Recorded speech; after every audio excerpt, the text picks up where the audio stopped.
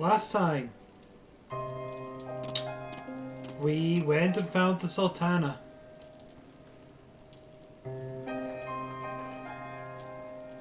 Reunited her with Raban and woke her up. Then, with the help of Sid, we were able to pierce the Eyrie and finally kill Needhog. We found out that Hraesvelgr was responsible for Needhog's ability to continue his revenge. We returned to find Ishgard being attacked by the heretics. With the help of Ysaid, we were able to prevent it from going too far.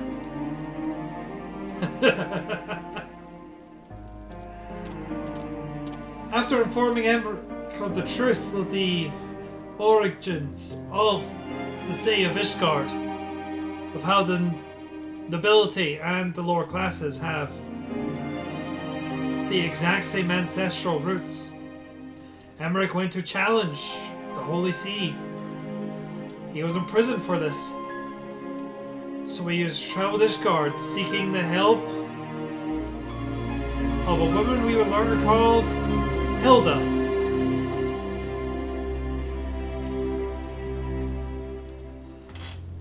Hilda helped us break into the vault and save it. And save Emmerich. But in the process, our good friend Horshafon died saving Relina.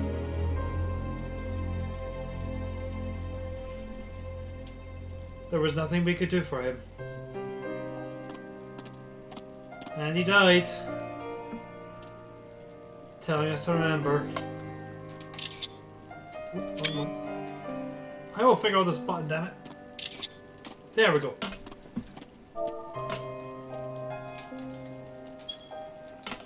Need to smile.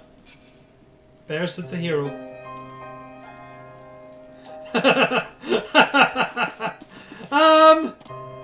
Well, there's a problem with what Thornton and the Knights of the Round did. They made it personal now.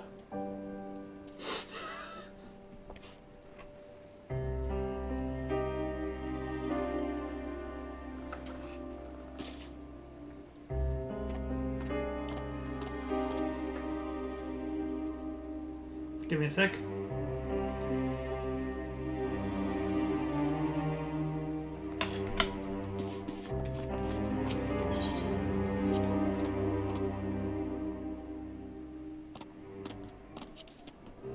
Also,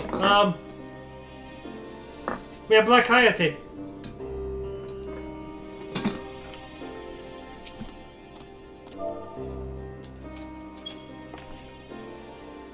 Bet the puffer.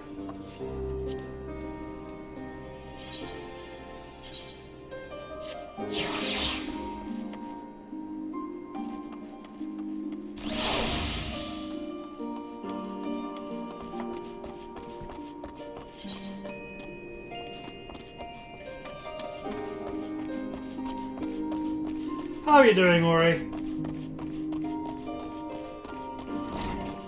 Look at the story time, Rolina. Stay shielded to be able to take that straight.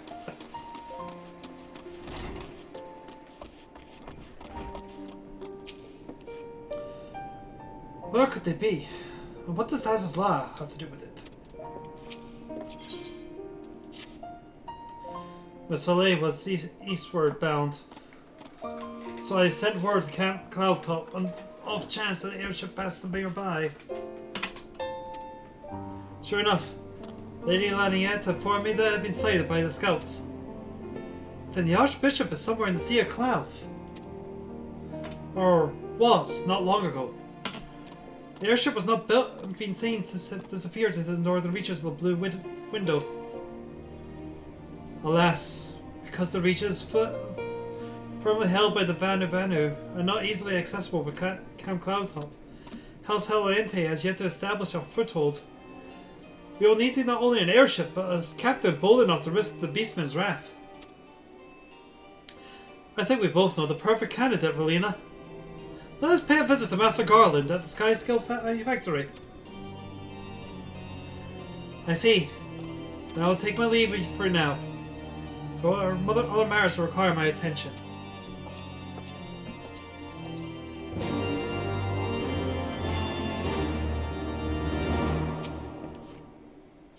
Who else but Master Carlo would be willing to deliver us into brand new territory? I said we go and ask him first. I mean, he is pretty far away. So very, very far away.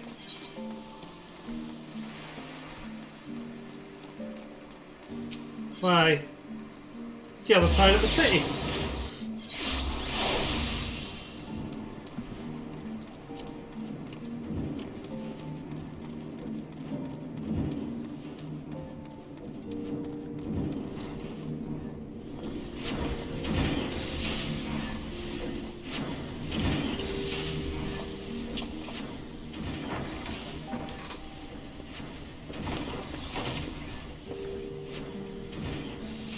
Ah, the dastardly duel! What mischief have you two gotten up to lately? You haven't heard, have you? I hardly know where to start.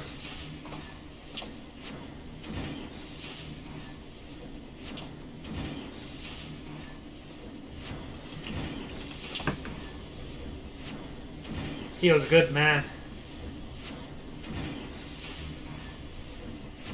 Sid, have you ever heard of Az's Law? The Archbishop spoke of it. No, but it's probably some source of phenomenal cosmic power that's key to his plans. For what he told Relina, the Asians tried to tempt him as they tempted Gaius with the ultimate weapon. Even if he spoke true while playing along, I can hardly see him attempting to seize it. As if we need another reason to pursue him. Well, I'm convinced the Enterprise is at your disposal. Come to the airship landing when you're ready to depart.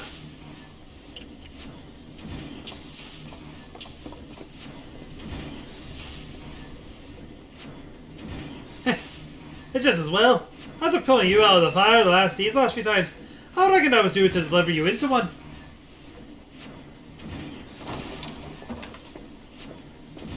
Hey, Dorth. How be you?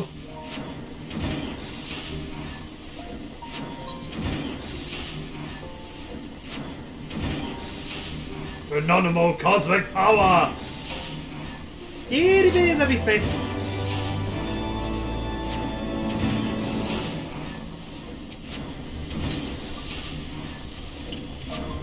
Into the fire, is it? In that case, I should report to Tower of our plans. Pray, go on ahead to the airship landing. I shall join you in anon. And there goes Katie. Whew.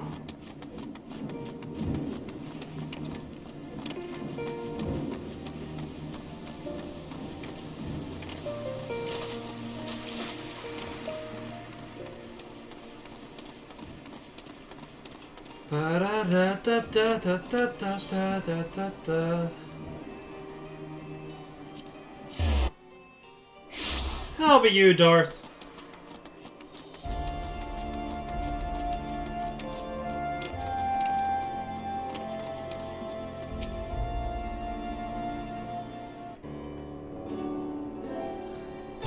The boys have been hard at work preparing for our flight, and I'm pleased to say we're ready to depart.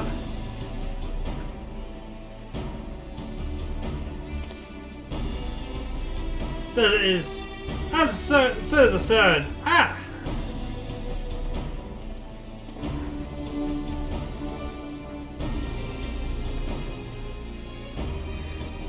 Wait for goodbye latest. The Tower and I had much to discuss. We still have no news on the missing Silence, but she assures me that Urianger and Rio are pursuing promising leads. Come. We can continue the discussion aboard the Enterprise.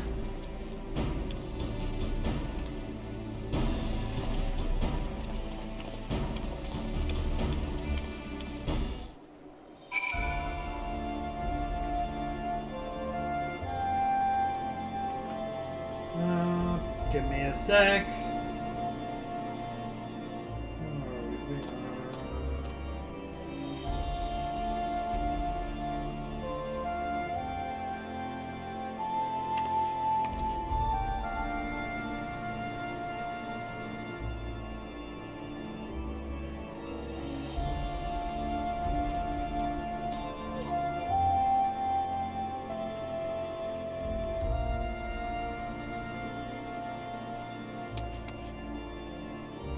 Okay, there we are. The others are waiting for you aboard the Enterprise, Relina. Shall we get going?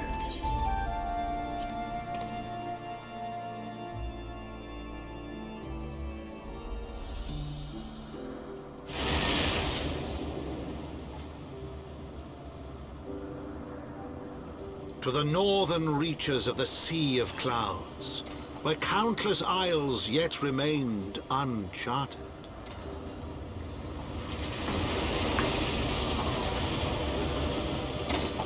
In search of a mysterious land known as Azizlar, and the unmasked villain who sought to claim its secrets.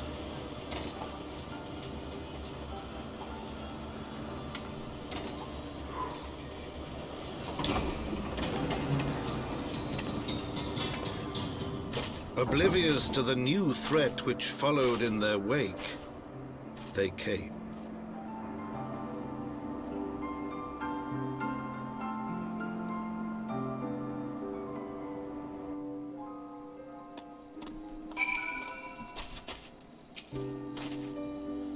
From here, Camp Cloudcop's rather far.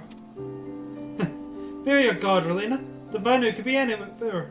Even watching it as we speak.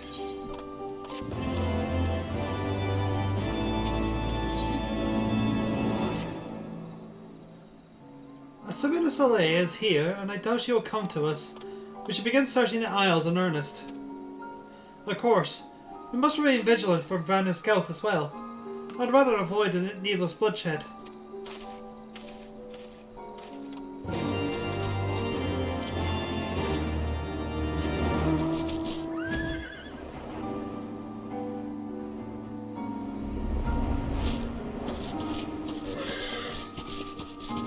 God, look at this. So many isles. So many places to hide. No, we must not lose hope. He is out there, Relina, and we will find him.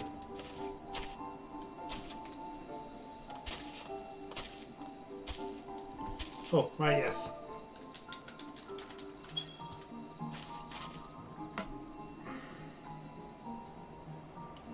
Oh, we're not in the right spot.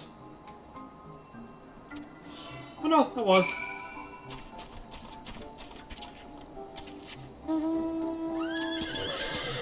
Sorry, Unicorn.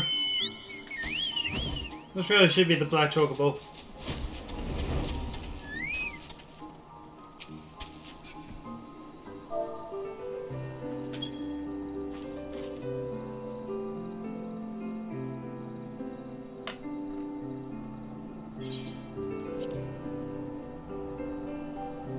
Define, Nicholas.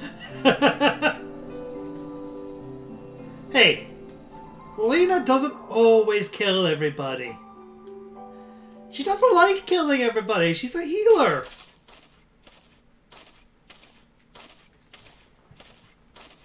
Who shoots laser beams?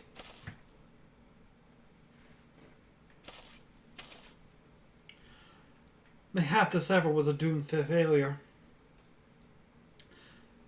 Begs mercy of Netherlands, does not fight, does not wish to die. Was Avanu being attacked? But by whom?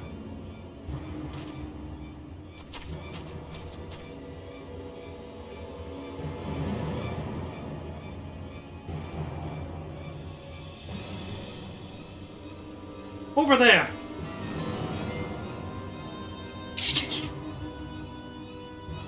Imperial troops? There's guardians! Seize them! Don't know where the Archbishop is!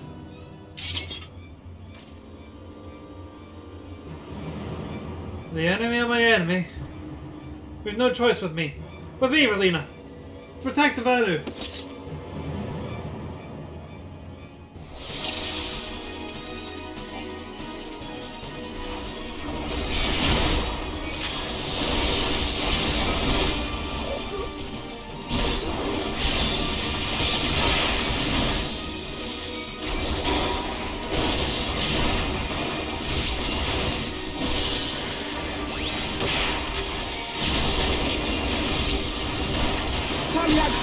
me!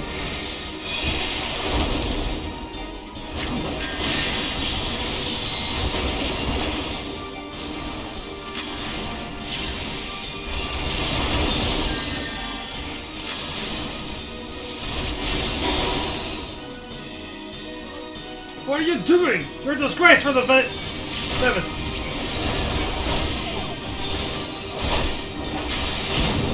Oh, it's a 6! Okay, my bad.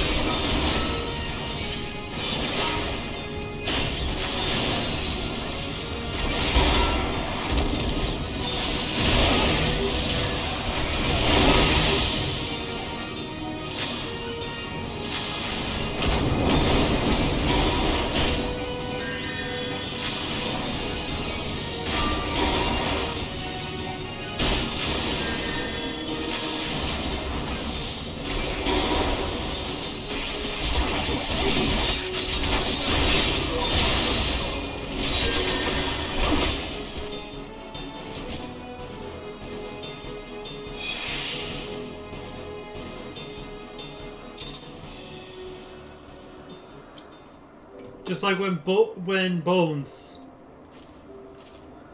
completely no-selled a knife to the throat.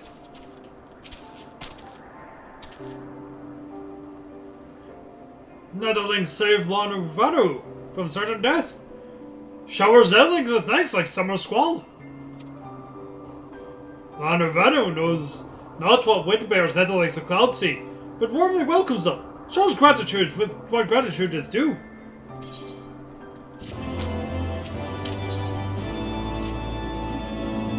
Donovano owes much more to the Netherlings, as saviors, as heroes. Zandu welcomes you. To village we go, to north, come, come.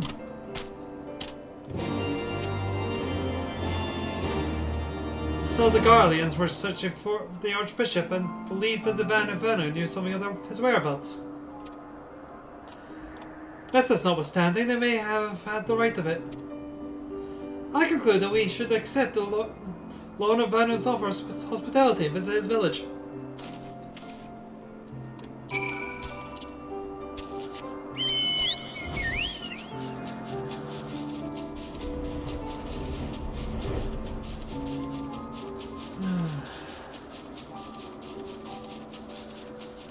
Now we're flying. Ignoring all the things that would have been interrupting us on the way.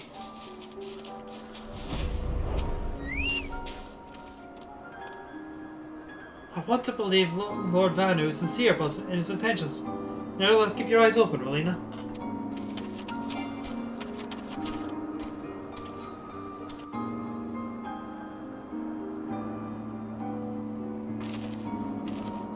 Like breeze guides leaves to rest, come and lay down your burdens, Netherlings. Lano Vanu throws wide arms and greetings. Behold, okay Zanu. Zandu.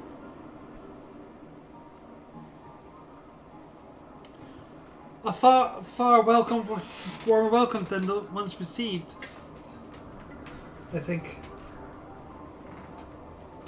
Ha! Zandu bluster and blow hither.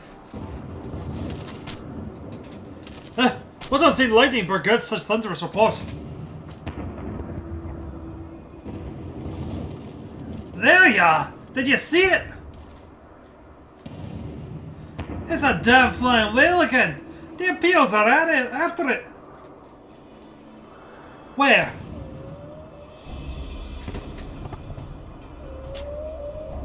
The white!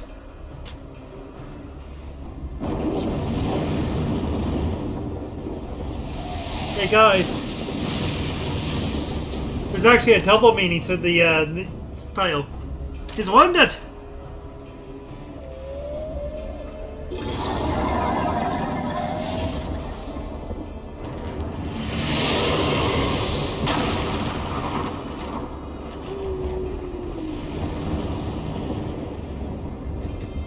By the 12, did the beast just eat that island?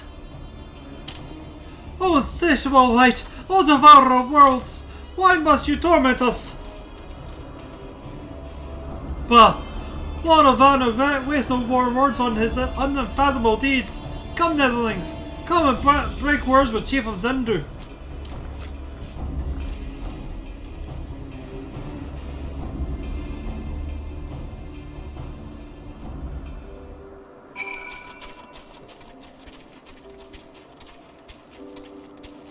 Because, like, there's a quote from Moby Dick being altered, like it was for Khan.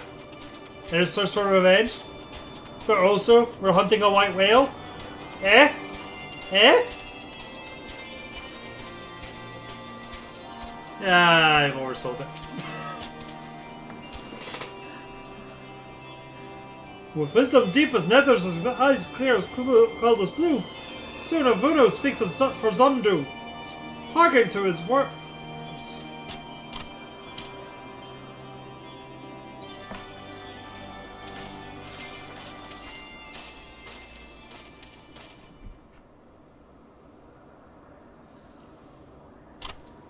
Netherlings deliver Lord Vano from claw of steel-shod fiends and prove nobility.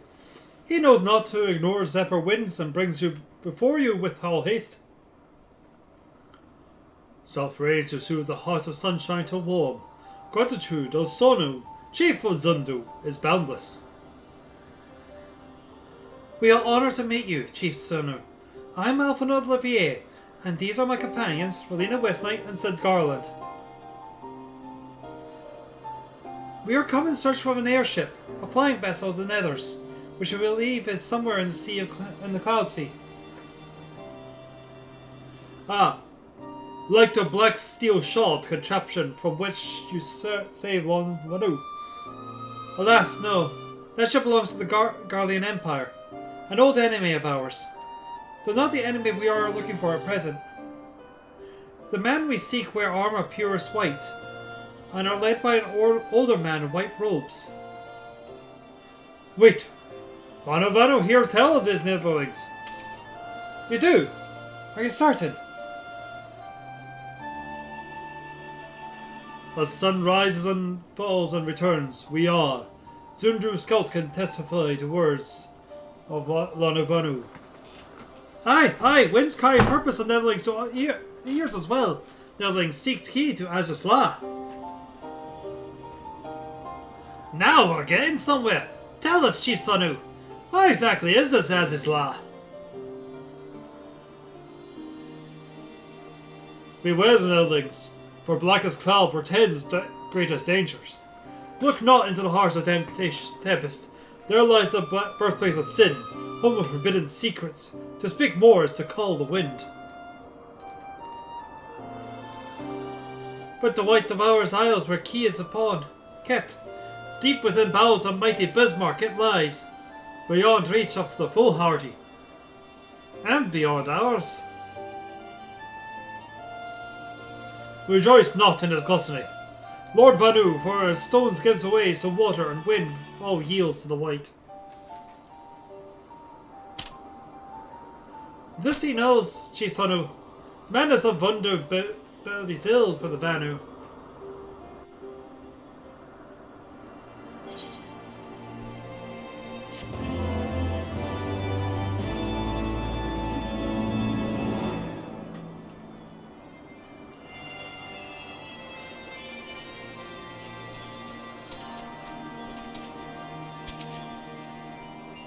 Can we not just leave the key to the forbidden land of the Isle-Dean Whaley's Bale's belly? I mean, I can think of a worse place to keep it, no? I thought not. Alpino has that silver look in his eye, which can only mean one thing. So, Azisla is home to forbidden secrets, except only to bear the key which the Archbishop commits. Much as I would like to believe is safe within the belly of Bismarck. The Knights of the Heavens Ward wield primal power. If we do not slay the whale and claim the key first, they surely will. Quite how we go about is another matter. As was the case in our battle with Leviathan. We are out of our element, and this time, we have far fewer allies to call upon. But that is our customary approach still holds true. We must begin by learning more about the White. Let's each question the residents of the village, and then regroup our share our findings and on. Bye, Fluffy down.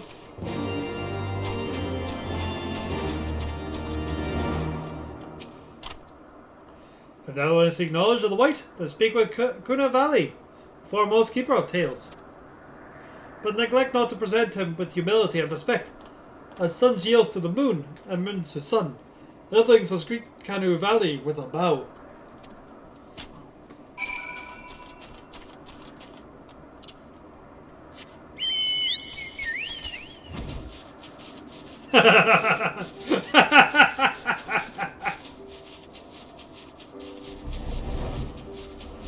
There you are.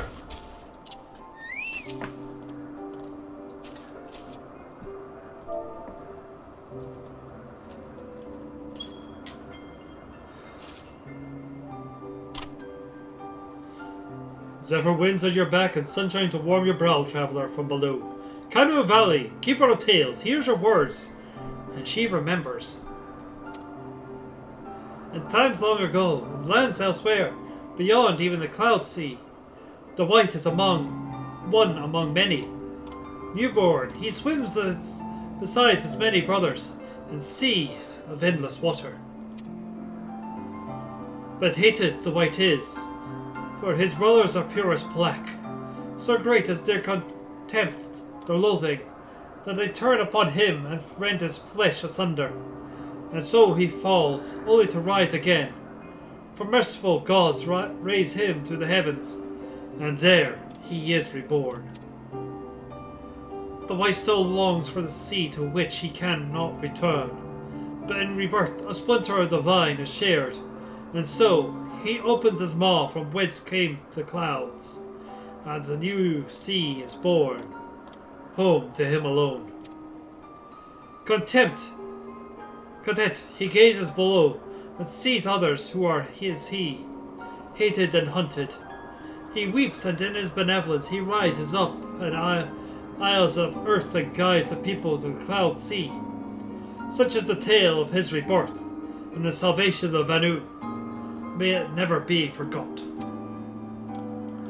But this demon which menaces the cloud sea, his rage is that of Vandu, his hunger that of a wild beast. The isles are his gift to us, yet now he must consume them? Kanu Valley knows no tales like this.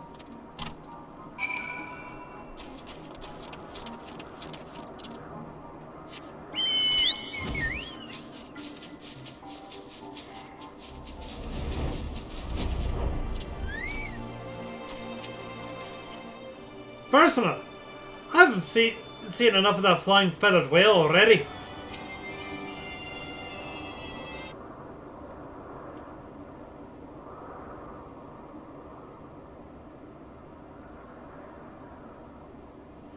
So according to the Vanu, the sea of clouds and the flowing isles were gifts from Bismarck to his people. Gifts which he has taken to Ian, yes. Taken within his rights, I suppose. Everybody's a little ungenerous, God, eh? What of you, Alphino? Did you learn all the value? Alas, no. That is, unless you have an interest in the intricacies of Vanu sky fishing.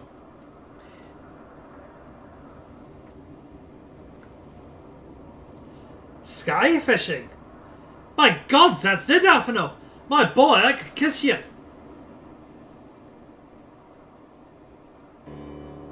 From what we have observed, Bismarck is a creature of pure instinct, driven primarily by hunger. When wounded by the Imperials, it fled, but not before devouring another island to restore his strength.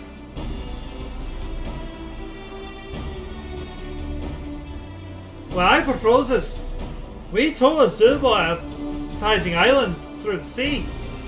Clouds, in essence, fishing for a flying whale. Once we throw Bismarck out of hiding, we use dragon killers to fire grapnels into the beast's hide, and then reel it in close, enabling our resident Icon Slayer to engage it directly. A bold plan, Master Garland, but an exceedingly dangerous one. Should Relena fail to subdue this creature, she will certainly be eaten along with the rest of your appetizing island.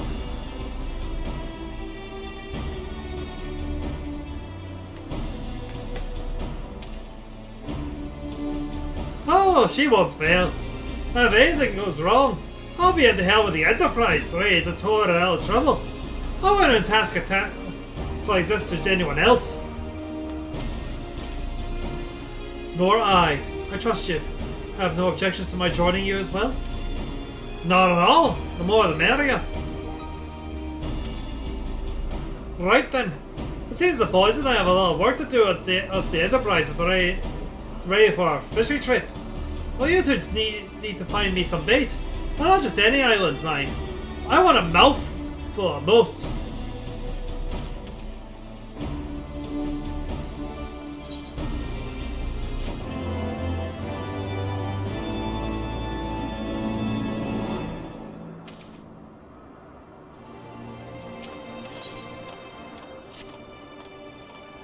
Well, you heard said, we need an island to bait the hook. By way of a first step, I propose we speak with Chief Sonu. If the Xandu are as concerned by Bismarck's behaviour as they have given us to believe, they may have well be supportive of our efforts to slay him.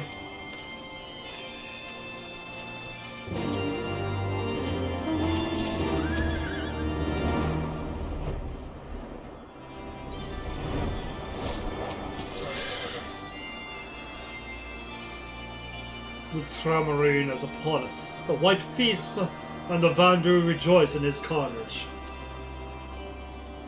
Hear me, Chief Sonu. Hear me, Chief Sonu. The creature which torments you now is not the deity who raised up the flowing isles and made gifts of them to you. He is a perversion of your beliefs, given the form by Vandu, a false savior who consumes that which he should rightly safeguard. It need not be this way, Chief Sonu. We have the power to strike down this impostor, but we beg of you an island to see it done. Motes against the tempest, in vain do they struggle. Yet who is Sonu to speak of what may be? Perhaps even the Trampotain can turn to Ponnet. Very well, Netherlings. When you are ready, tell Zondu Skulls what manner of island you require, and they guide you to it. We shall not fail, Chief Sonu. On that you have my word. Come, Relina. Let us see how his preparations are progressing. Oh, what's this con Darth? Oh no, it's the SS Paramount. Forgot to cover it. What the heck happened to fourth? Oh, that I would be interested in, yes.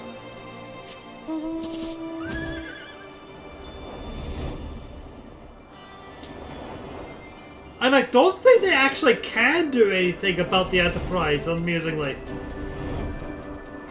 As it's a reference to their own games.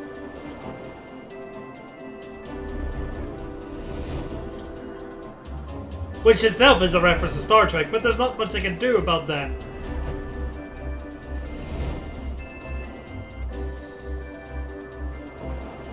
Fourth edition. Goggets!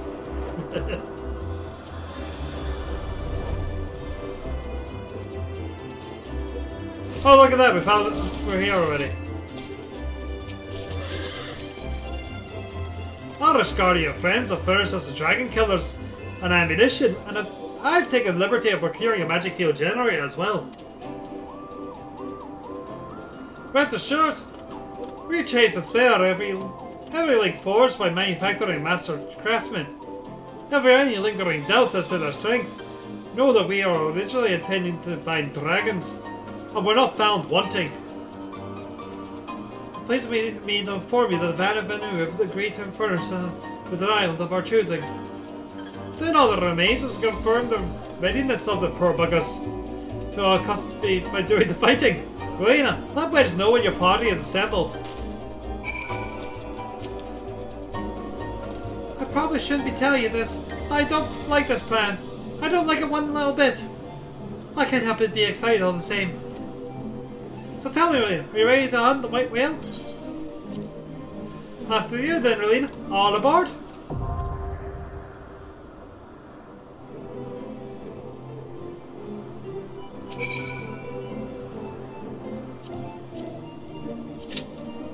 Alright. I'm fairly sure this gunbreaker here is probably queuing for it. No, she's in a cutscene. Okay. How was that panel, Darth? For third.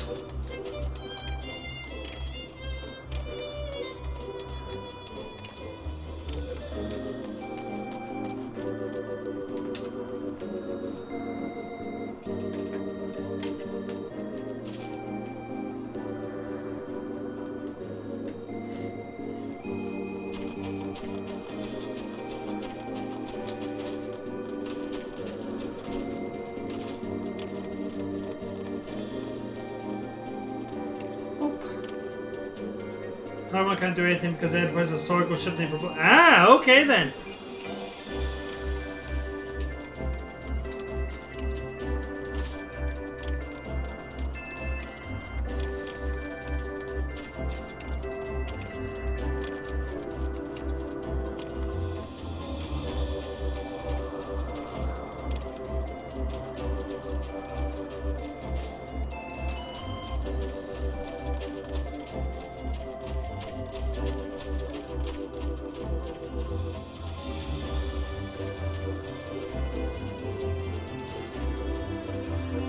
It's a Demian. They look a little different.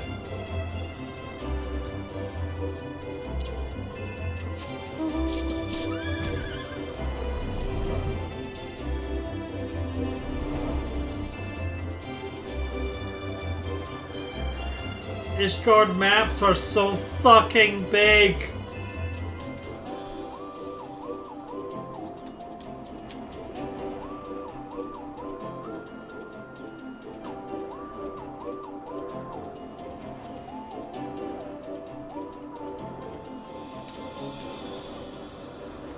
Seriously, look at how much land we actually have here.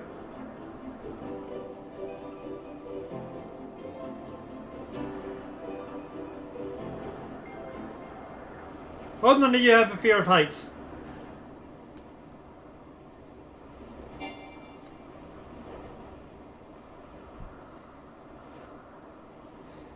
Hey, CJ. No cake!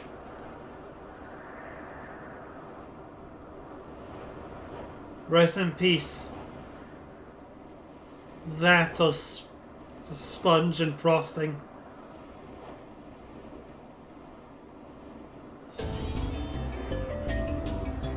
Of flour and sugar.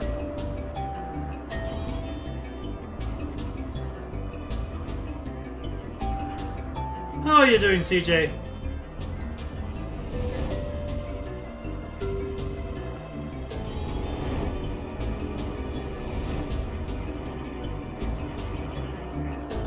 Ah! Happy birthmas!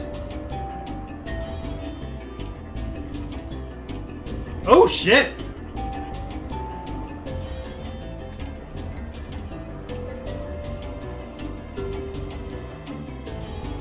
Beno, happy belated birthday, CJ.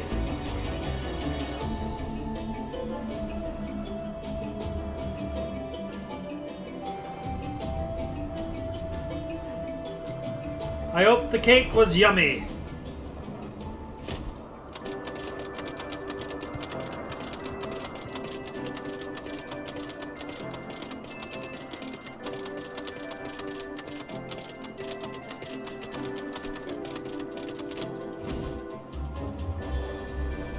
Ooh! Carrot cake. Nope. There's something that needs to be done.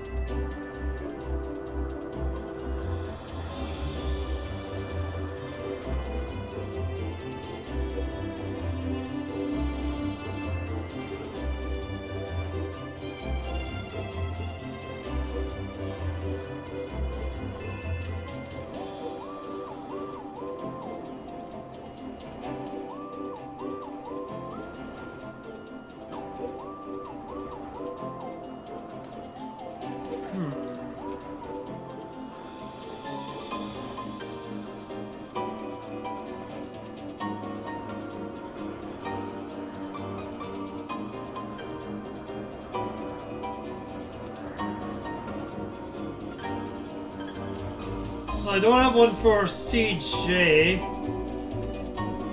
but I do have a link for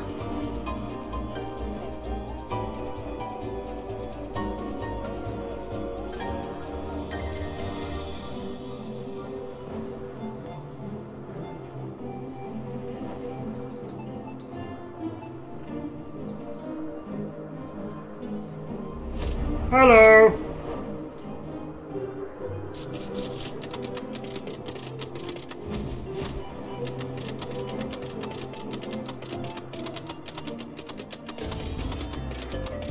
Ah, fair enough then.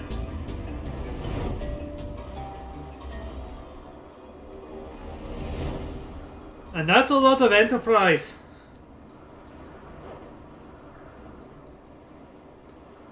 Should we be concerned about this island look like a giant enclosing hand?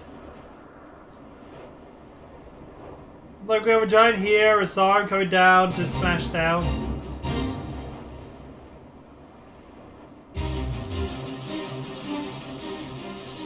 I'm just gonna leave them alone.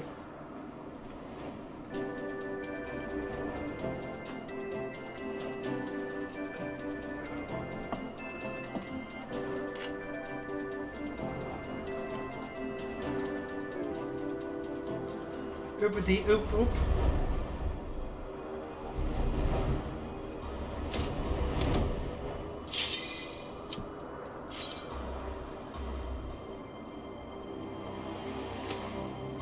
I love how as soon as I get to where the Empire is, boom, their theme.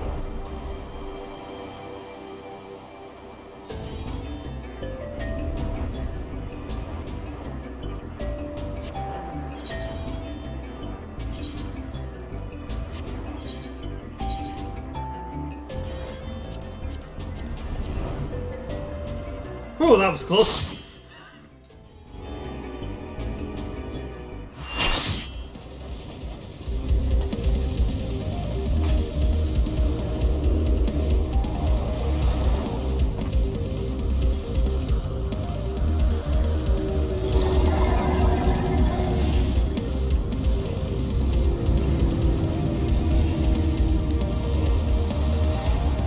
That do be the white whale.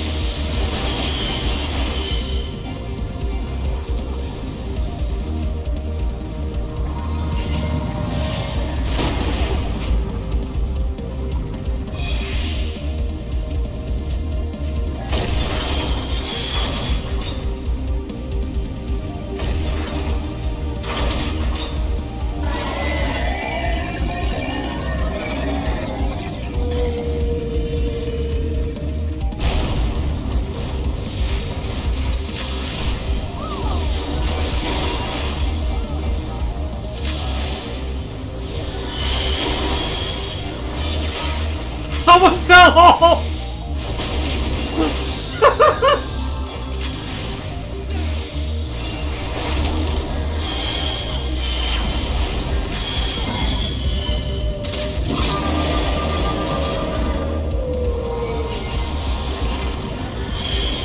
Yeah, pretty much dark.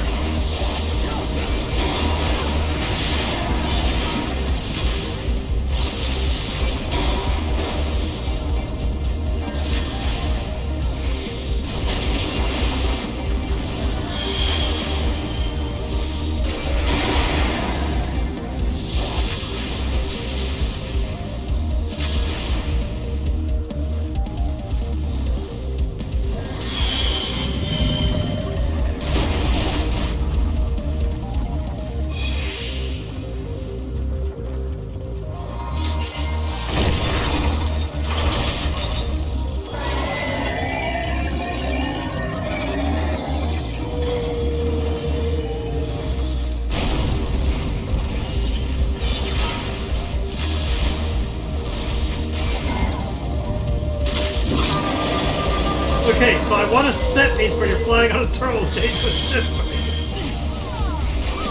We're technically not on a turtle, we're on an island.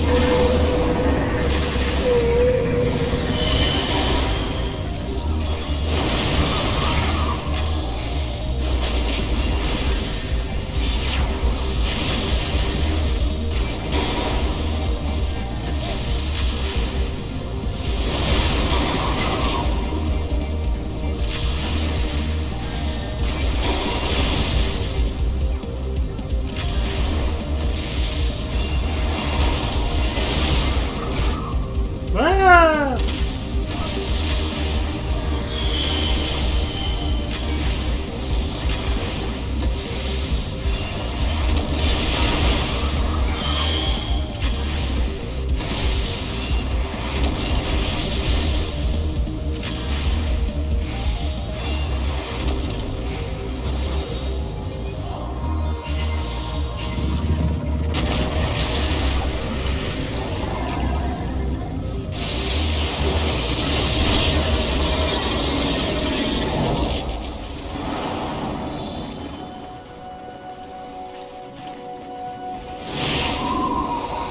There's the Enterprise over there. If anyone's wondering.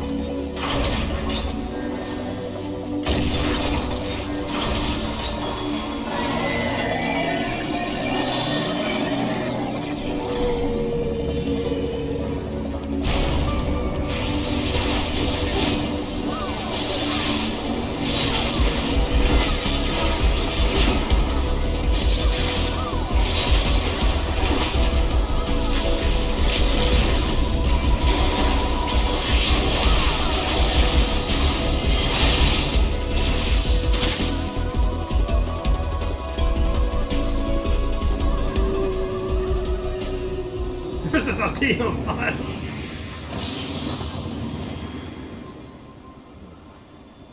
Yeah, there's the Enterprise. That's the island we're floating on.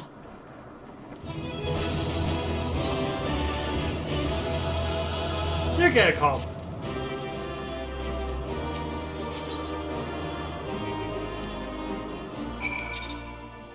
Ba-na-na-na-na-na-na.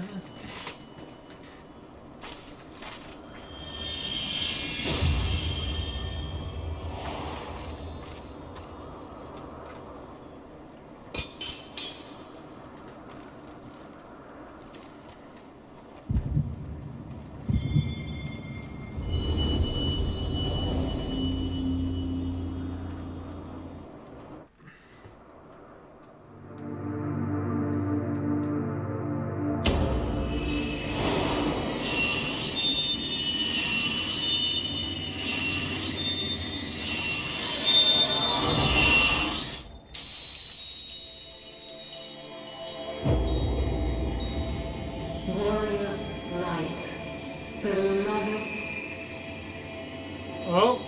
Oh, we can almost hear her again. Maiden, O maiden.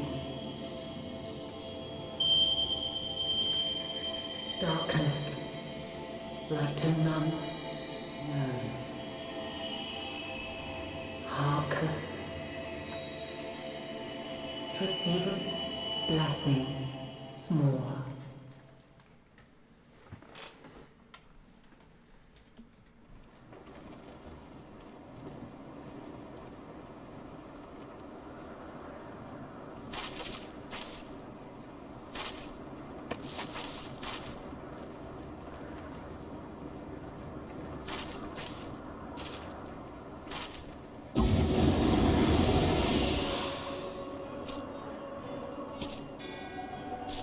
So falls the Lord of Mists, as did all others before him. How many times does this make, Warrior of Light? Ah, how much you have grown, far beyond the limits of mere mortals. She has what we seek?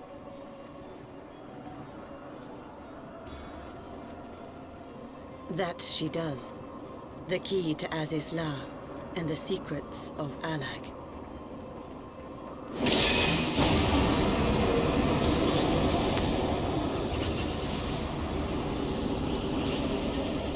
I see you have regained the blessing of light, albeit at a fraction of its former strength.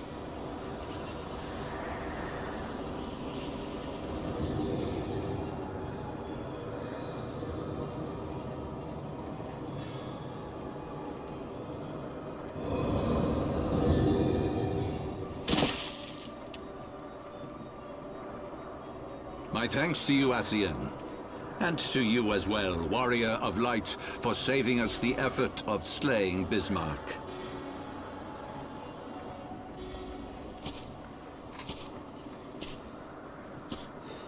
Now that the key is within our grasp, the path to the heavens shall at last be laid bare.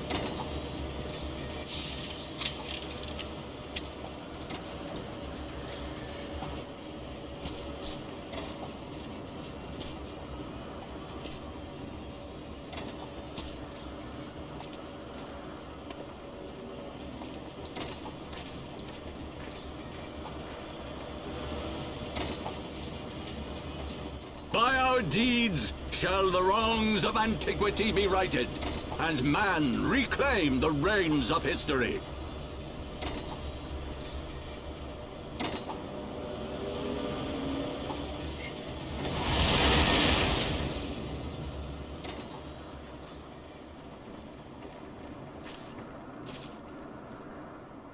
That is indeed not how you thank someone, CJ.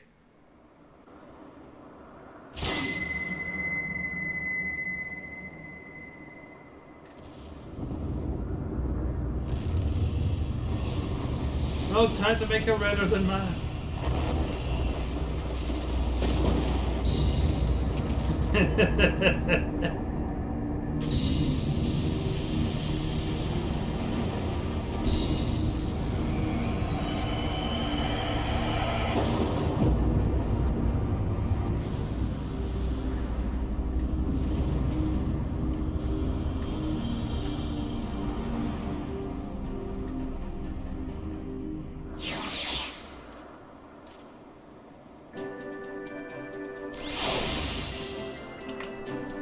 Which there is a blood red?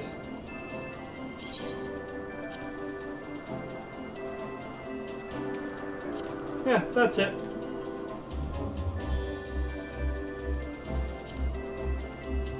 Personally, I like my ruby red the most.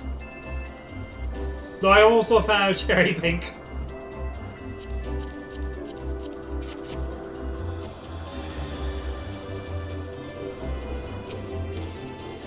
In retrospect, we probably should have been seen that coming. Still, you fought well, Relina. Better than that. In fact, chin up, eh? You know, I'm starting to think this past hell I might have had an isolation job. I mean, in that case, it's the exact same one. Forgive me, Relina. I don't know what was happening. I hope I could have done something to stop him. Alas, Wedge and I were still sealed within the engine room and heard naught and struggle until it was over. And now, for all our efforts, the Archbishop holds the very thing we sought to keep from him. But all is not lost, for we yet live, and we know their destination. Let us give chase and bring an end to their machinations.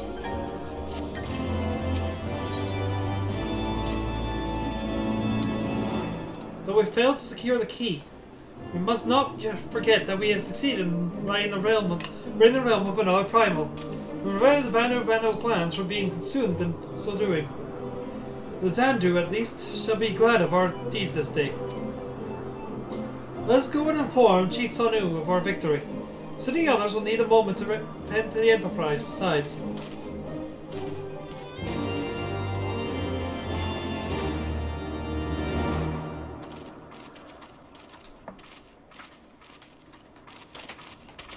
Wait, something is amiss.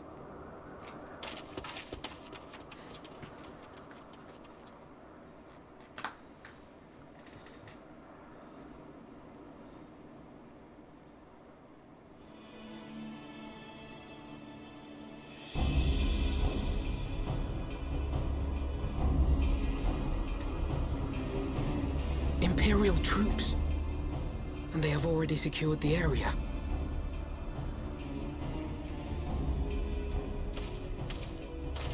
Reveal yourselves at once!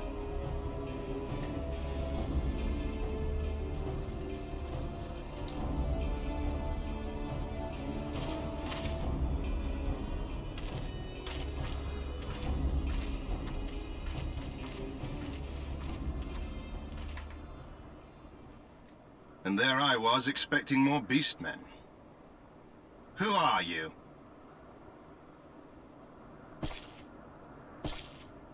I thought Ishgardians responsible for the disappearance of our scouts, but I see now that I was mistaken.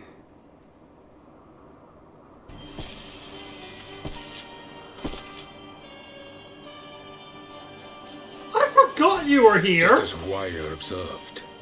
The Warrior of Light is wont to appear at the most inopportune times.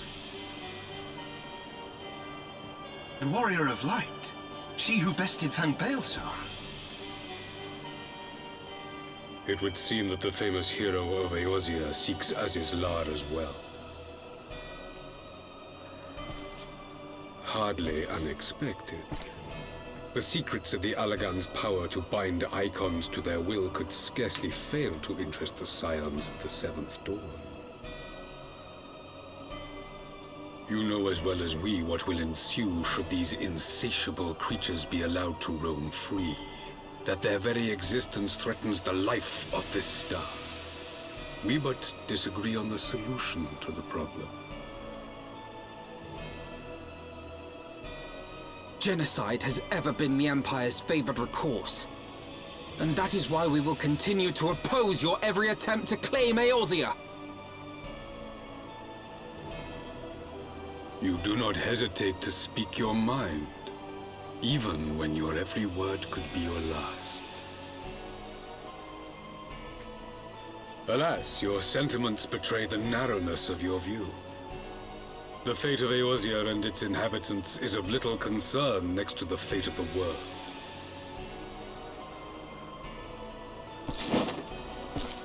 Tis my solemn charge as Emperor to bring the icons to heel.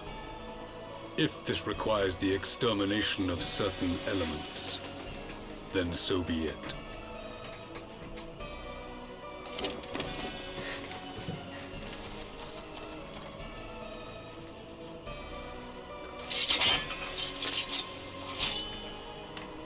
No, don't!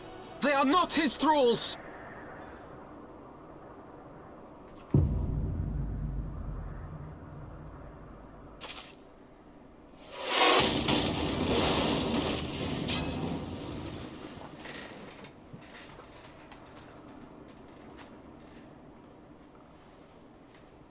come from? Take cover!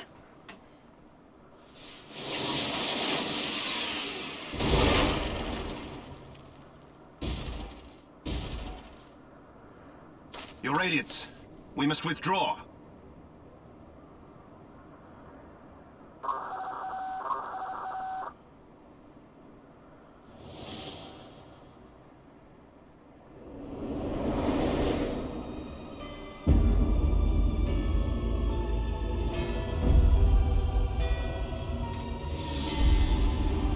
How did you not see that?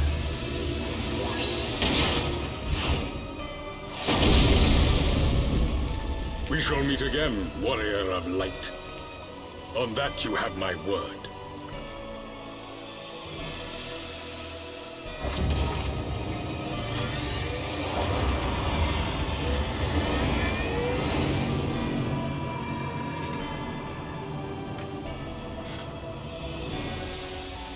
So Garlemald too has designs on Azizla. But why would the Emperor himself elect to lead the expedition?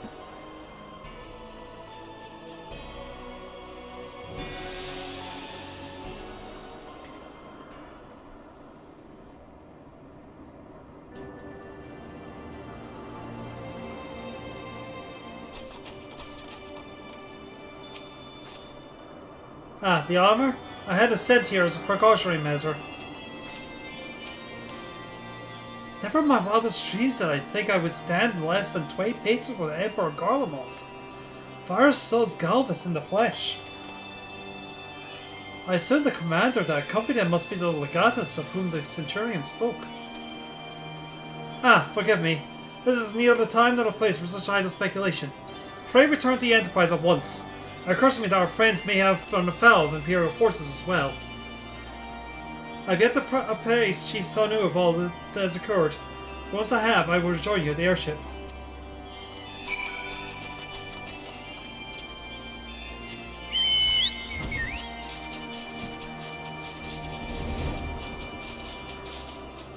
Very careful. And yes, he very much does have a very stupid hat. Very, very silly hat.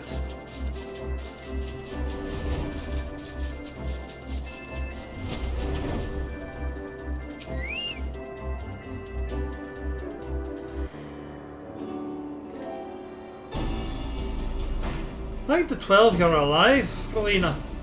When the battleship appeared and fired on the village, we feared the game was up for you in Alpino.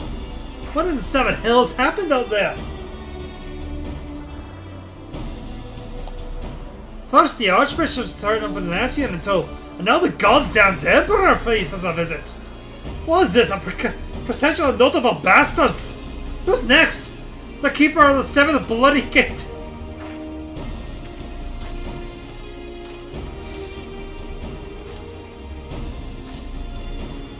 No one so notable, Master Garland. I'm very happy to report that the Xandu were overjoyed to learn of Bismarck's demise. Chief Sanu sends his swarms regards, Relina. There was much talk of westerly wind. Miraculously, none suffered lasting harm during the raid. It seemed the Xandu were taken entirely unawares and wisely chose to offer no resistance. I sense they have no more to fear from the Empire from the present, at least had the Emperor truly been intent on extermination. Okay, Xander would already been leveled. Plainly, Varus is only interested in reaching Azizla. Speaking of which, if you're all ready to continue the chase, the Enterprise is as well. Shall we?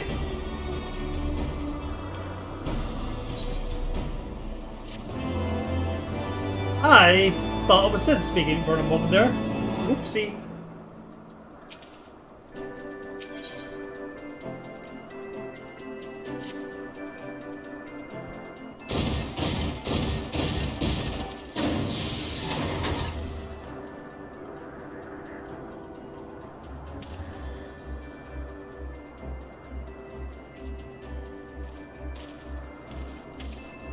Unless you wonder, Wedge was able to calculate the heading indicated by the beam of light entered by the key.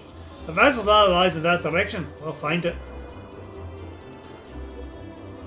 That is a beautiful sunset. The Soleil may have the lead on us, but she's no Enterprise. We'll catch them, you'll see.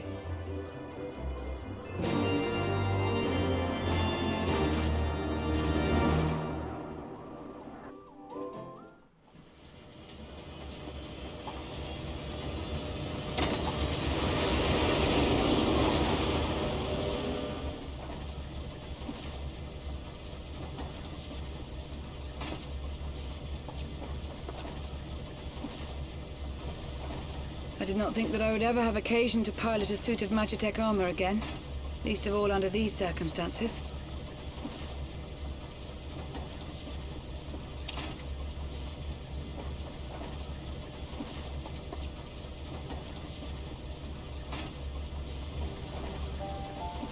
My full name is Lucia Go Junius, and I was born a citizen of Garlemald.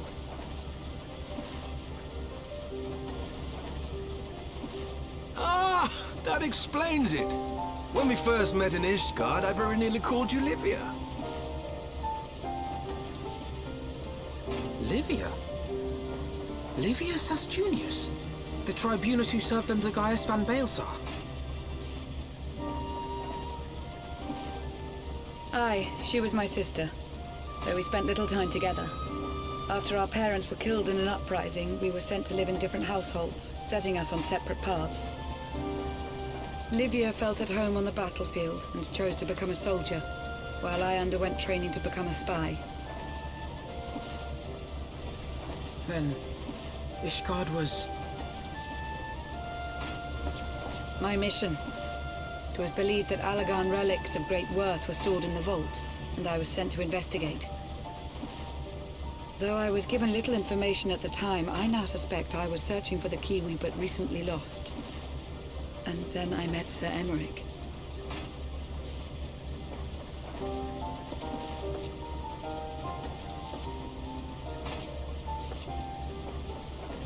'Twas his usefulness to my mission which prompted me to approach him, but I soon found myself drawn to him for other reasons. He too was a prisoner of his past, judged for his heritage as a bastard son of the Archbishop. Yet unlike my sister and I, he did not curse his fate. He simply rose above it. In time, I came to realize that I had found a man worth following, and a new home besides. And when I subsequently confessed all to Sir Emmerich, he was good enough to accept me into his service. I do not question your loyalty to Sir Emmerich. It is your loyalty to your sister which concerns me. I have long been of the opinion that those who dwell in the past risk losing sight of their future. My sister fought for her convictions and for those she held dear. So do I. So must we all.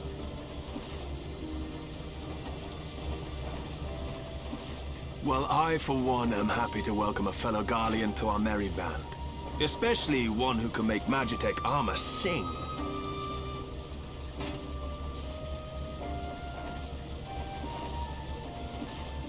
Chief, we should be getting close.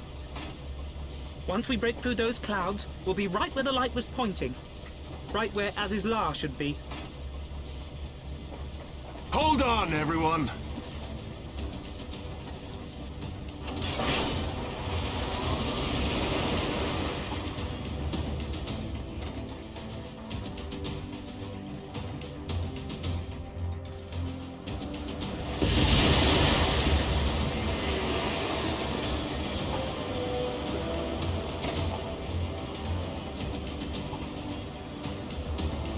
Look! I think that's it!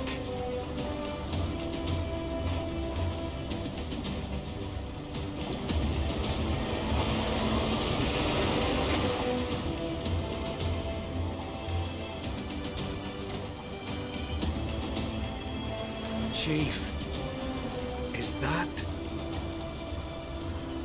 Allagan? Aye. There's no mistaking their handiwork.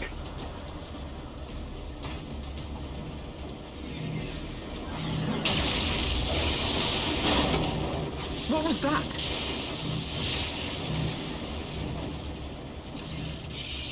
Some sort of barrier.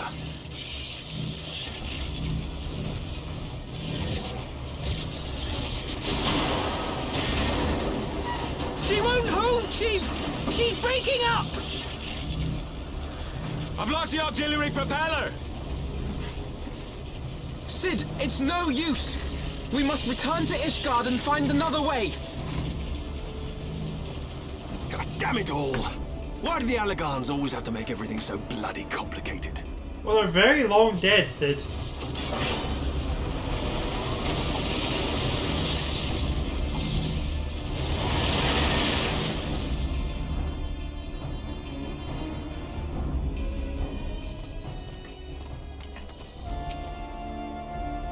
Look at there be out there that report personal attention to the Emperor himself.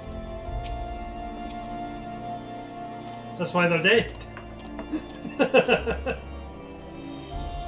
Gosh, just think of all the repairs. Well, what to make is giving me a bleeding headache. I wonder, does she have a name? You're asking the wrong person. You should be asking Lucia. Since piloting under pressure was a marvel to behold, I may never have the opportunity to do so again.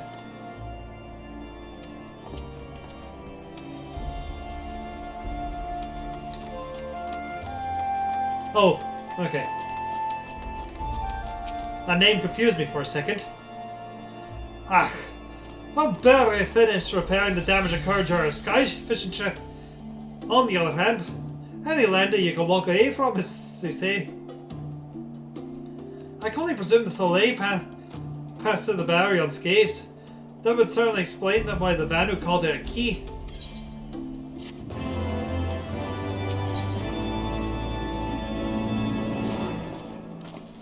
Assuming Sid is correct, I have no reason to think that he is not. The Vanu's key is required to pass through the barrier protecting Az's lab. But even without it, we must find a way to reach that isle. I shall have everyone convene at the seat of the War Commander. Then we might discuss how to best proceed. As before, make yourself known to the guardsman when you arrive, and he will show you in.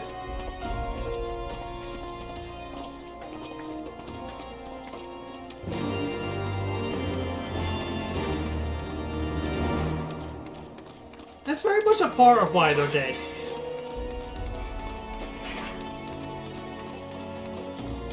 Ooh. Hold on, let me check. Question for the people in the chat. Has there been that much stuttering tonight?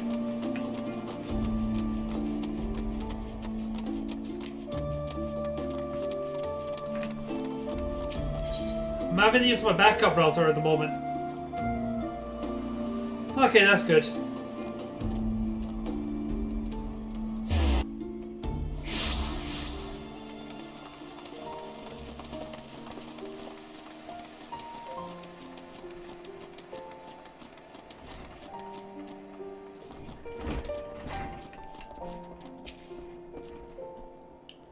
Ah, you are returned. So Emmerich and the others will wait you within.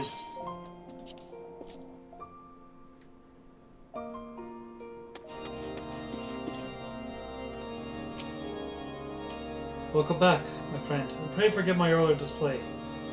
I grieve for my son still, and shall continue to do so, but I have now resolved to be strong. It is what you would have wished for.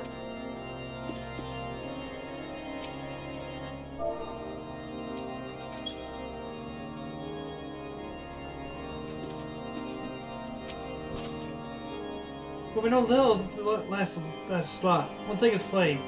The Archbishop and the Guardians cannot be allowed to avail themselves of his secrets. I swear, whether there's Algon ruin, there's trouble just waiting to happen. I suppose that's why they are erected such damnable combo of defenses around everything. If the Emperor is in interest as his law, we have all more reason to hurry. I would not see its secrets fall into the hands of either the Archbishop or the Emperor.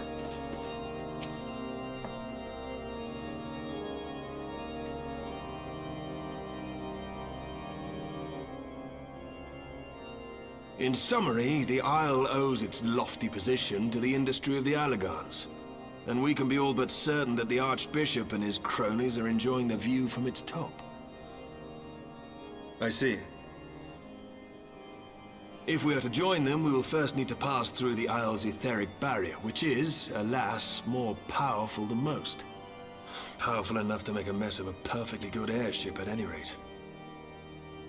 As far as I can gather, the barrier mechanism draws ether from the surrounding environment and polarizes its elemental aspect to produce what is, in effect, a wall of lightning. It seems plain that without the Vanu's key, any attempt to reach the Isle will end in failure. Alas, the key was careless enough to leave without us, and I don't think the Vanu keep a spare. Master Garland, based on your experience, is there no other way that we might breach the barrier?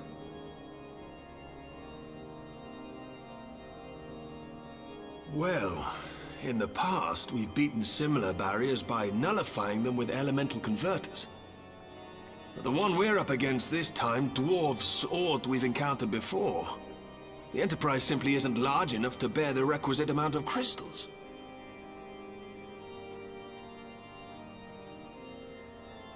I'm reminded of the quantity needed to nullify Leviathan's command of the sea. A veritable mountain of crystals that could only be borne by lashing two galleons together to form a twin vessel, scarcely able to propel itself, much less fly. That said, we're not without options. If it isn't feasible to nullify the barrier, we might try piercing it. How? We create a ram of condensed ether and mount it on my ship. There's just one problem. I don't have the faintest idea how to build one. It's going to take a true authority in the field, I reckon. Would that the Archons were still with us. But yesterday evening, I chanced to find Mistress Tataru in unusually high spirits. Assuming I understood her excited ramblings correctly, she has acquired a clue, pointing to the whereabouts of one such individual. An Archon? Truly? Ha! Fortune favors the righteous, eh? Well then, let's not waste any time. While you go and look for our missing friend, I'll work on modifying the Enterprise. Her hull will need reinforcing to bear the punishment, not to mention a mount for the ram. Just you wait, my pretty. By the time I'm finished, you'll be an airship reborn.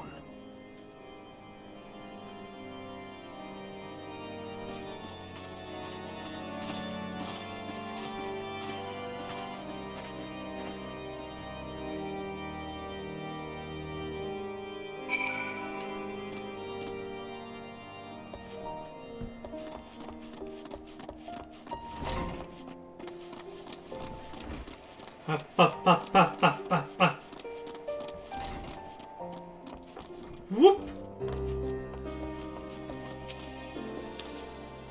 Welcome back, Relina. How goes the mission? Did you manage to catch up with the Archbishop and his cronies?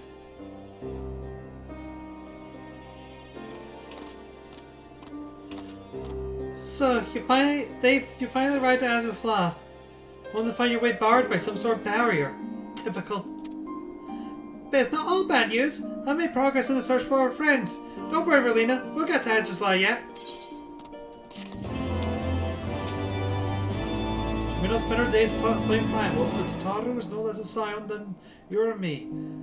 Full officers are knack for quiet information proven vital to our endeavours.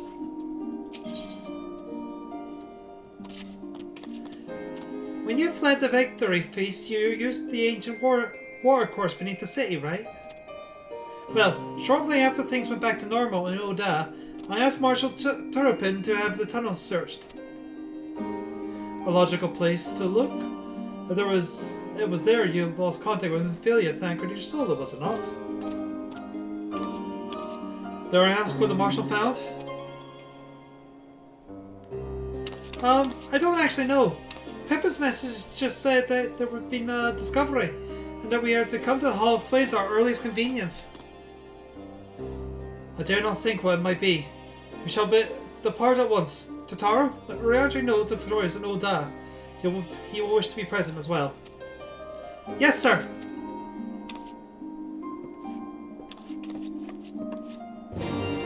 And that's curious, Ori. Because by all accounts, my backup router is actually worse than my main router. But my main router broke last week, and the replacement's not going to be here for a couple of days. This is why you have backups, people.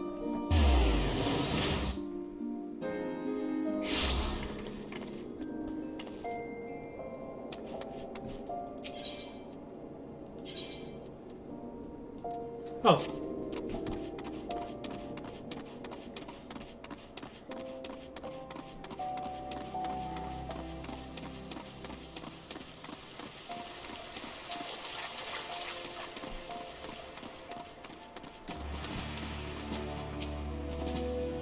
As thou art returned to us, where thought our might or comrades not be the same.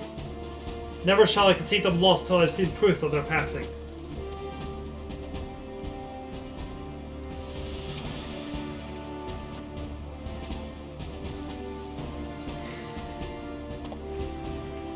We are grateful to you for your assistance, Marshal Turpin.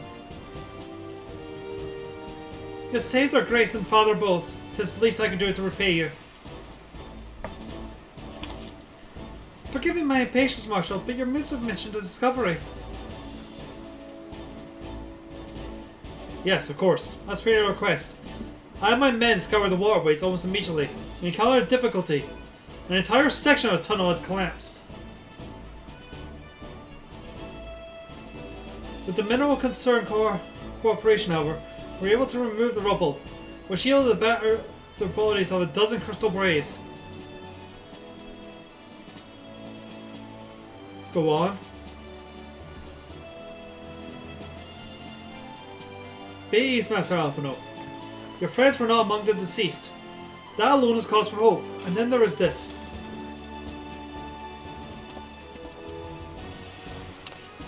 Your soul is blood. I assumed as much. If I may, Marshal.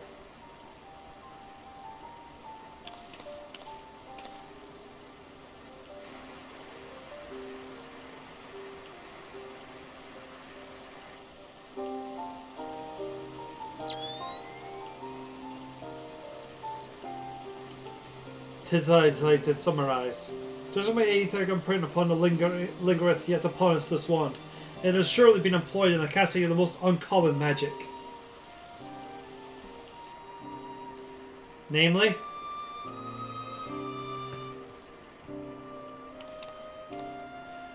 the very first that man did conceive to traverse great distance, and the ancient precursor to all methods of travel that utilized the light stream. Flow. The spell entaileth the reduction of the corporeal form into its constitutional ether, that the caster may enter the light stream and ride its currents thereby.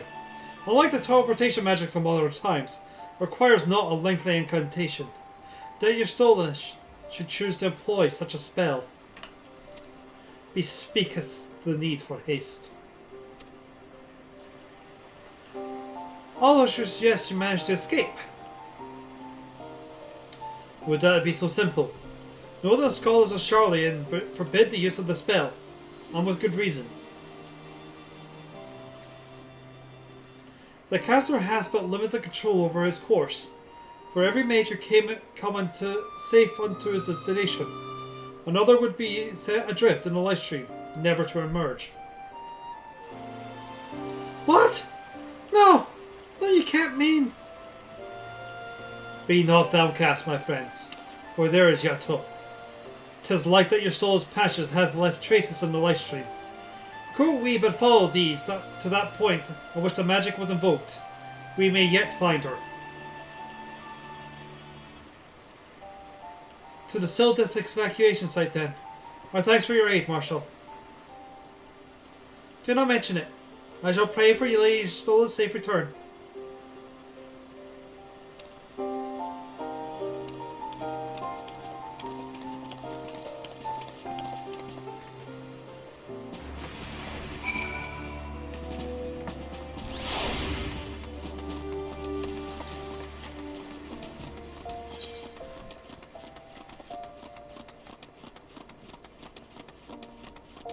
Huh.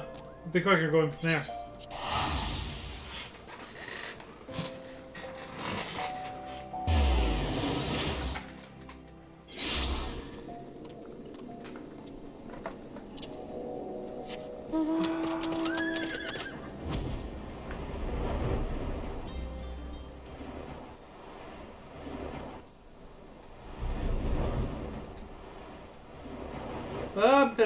Ba-dum. Dune!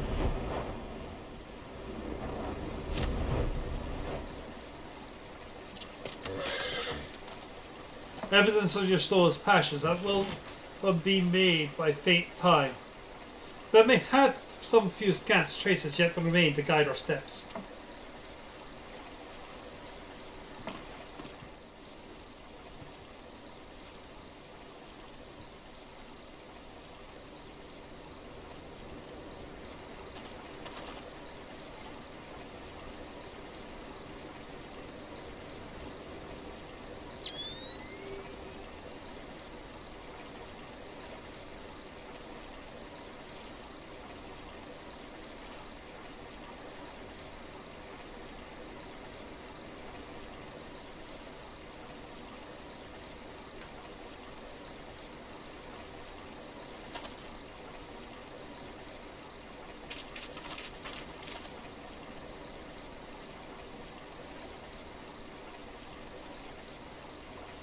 Yes, he is wearing goggles over goggles. Uriandri is that shy.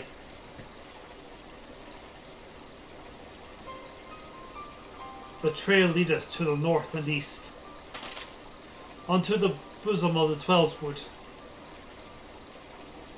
Are you certain? Aye, there is no mistake. There hath your soul journeyed. And yet the Gridanians have reported no sightings. You must take this to mean she is still adrift. If it be so, I do fear for our friend. Contrary to his name, and the life stream is more akin to a raging torrent. Linger over long in the midst of the maelstrom, and the aether that formeth one's soul shall surely be scattered, ne'er to be reformed.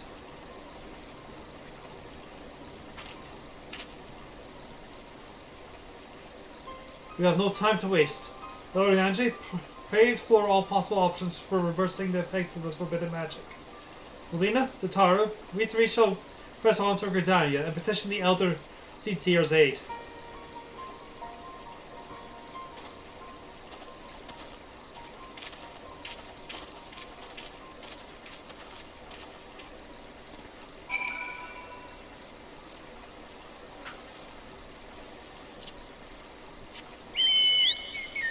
Man, we have to talk to the Elder Seedseer, the leader of Gridania. I hope we know someone nearabouts who the Gridanians are on good rapport with.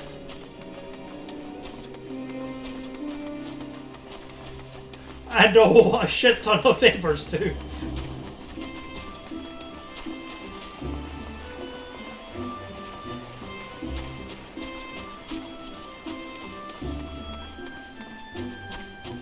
Yeah, that's what I thought. But where are we gonna find such a person?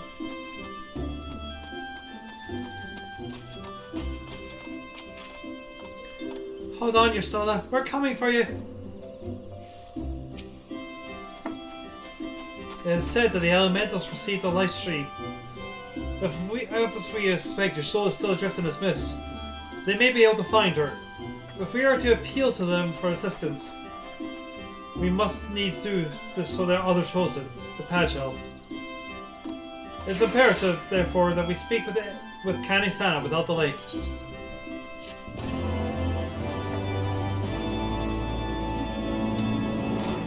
Before that, I'm going to quickly get myself a drink and stretch.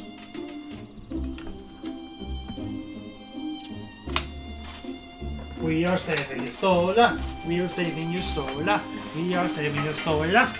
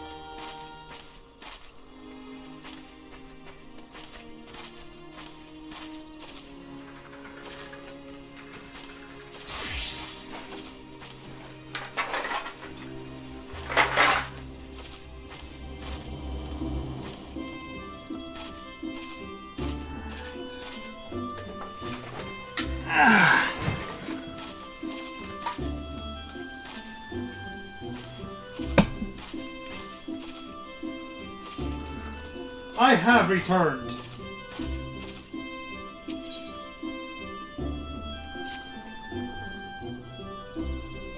I have already requested an audience with the elder seats here.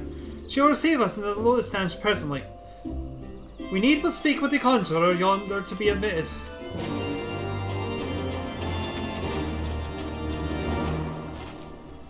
The elder seats here awaits. Pray follow me.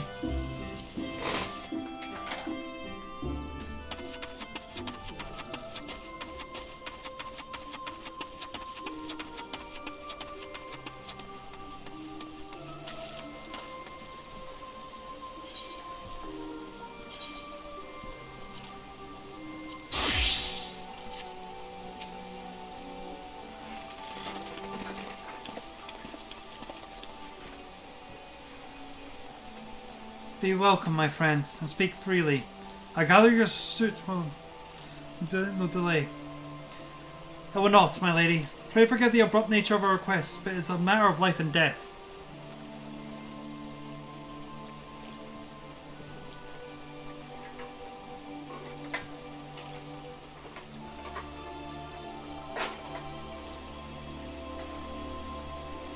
I see. As you say, we must needs act swiftly if we are to free your Stola from the ungentle pull of the life stream. And as you have summarized, we cannot do this unaided. However,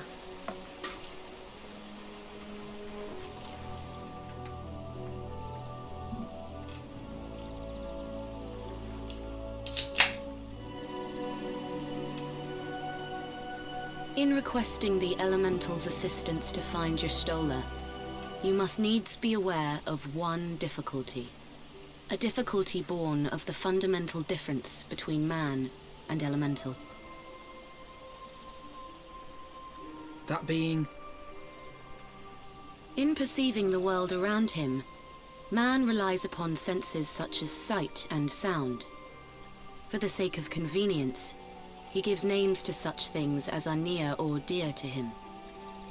Being formed of pure ether, however, such concepts are foreign to the elementals. Instead, they perceive by observing the ebb and flow of the energies of life.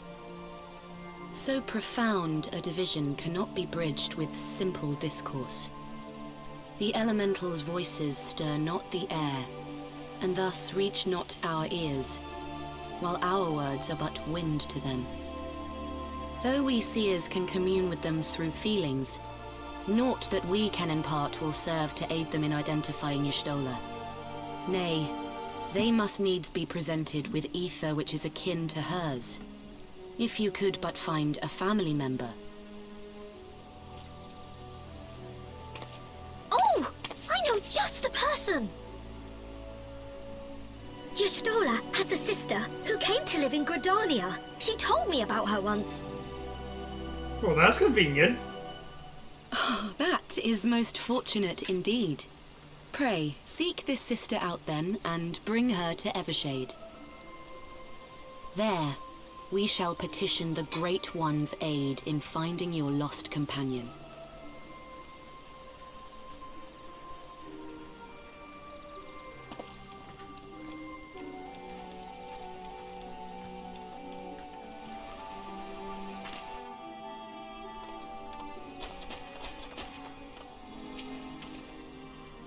I was not aware that you still had a family member here in Gridania.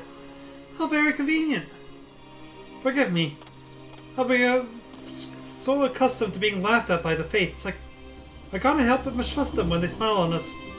We must, of course, seek the woman out at once. If memory serves, your stolen sister is named Ymitra. Oh, you know her, do you? Well then, that ought to make things easier. Anyway, she spends most of her time around Apkula Falls, from what I recall. Let's look for her there.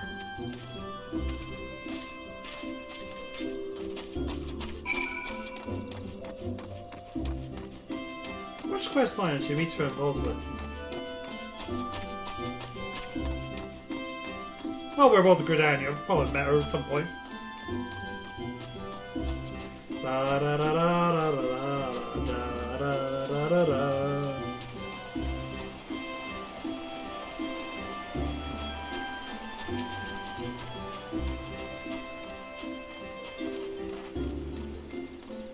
I like that one.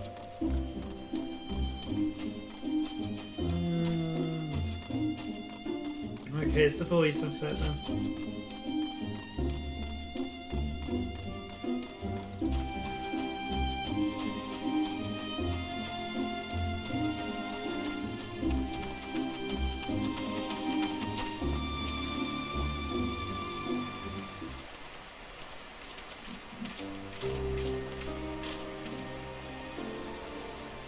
Greetings, Selena. What brings you here today?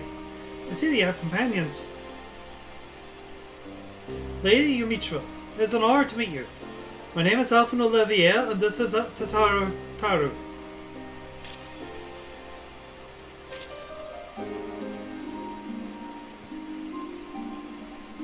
Oh! Ah, so you're my sister's companions. When I heard that your people were being pursued, I desperately sought to reach Stola, but all mine efforts were to no avail. Now I know why. We're within the spell of all things. I should have been so reckless. What's done is done. But thank you for bringing word to me. Regardless, needless to say, I should need to help. Though we're born of different mothers, our veins course with the same father's blood. I hope this will be enough for the elementals. Come, let us make for Evershade at once. She is the summoner teacher.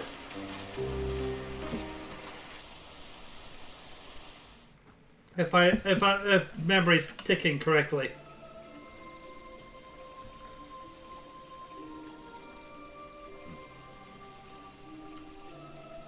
Raya. Aurun.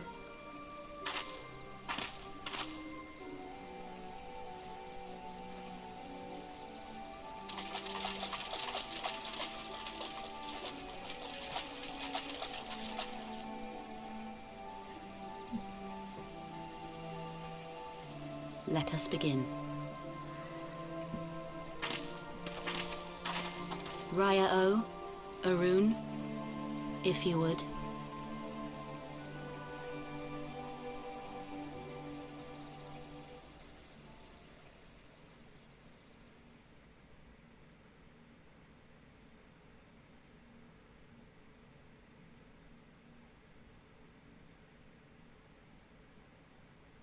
Hearken to me, O great ones.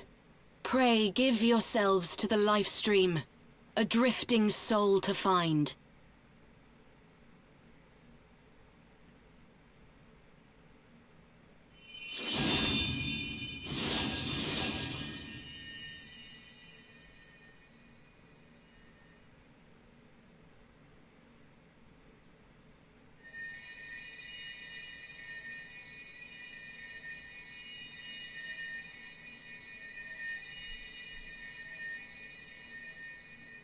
Please, Y'shtola. Please come back to us.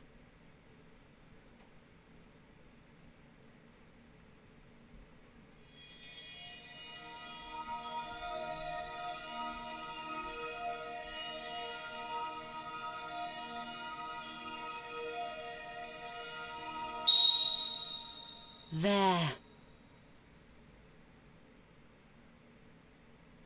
Now!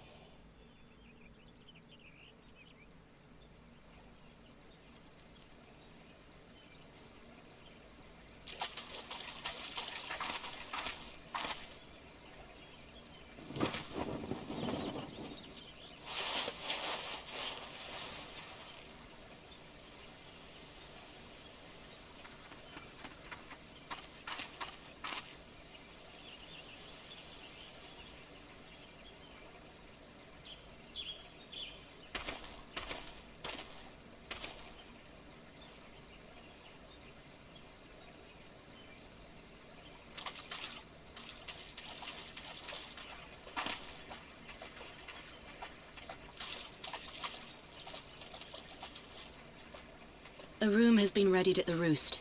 Pray, bear her thither at once.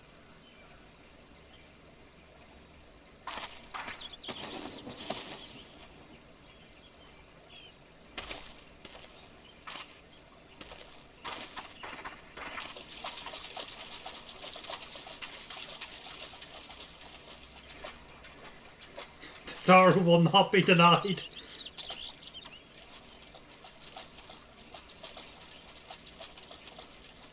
All that remains is to pray, my friends.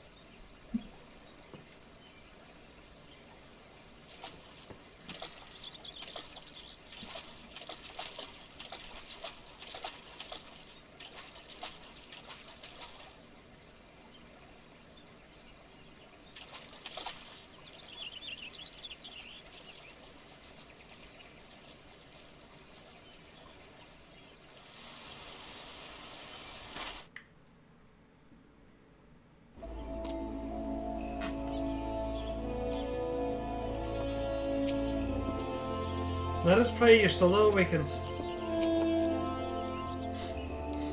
Oh, Y'shtola. Just seeing your face again, it's... Oh, I've been so worried.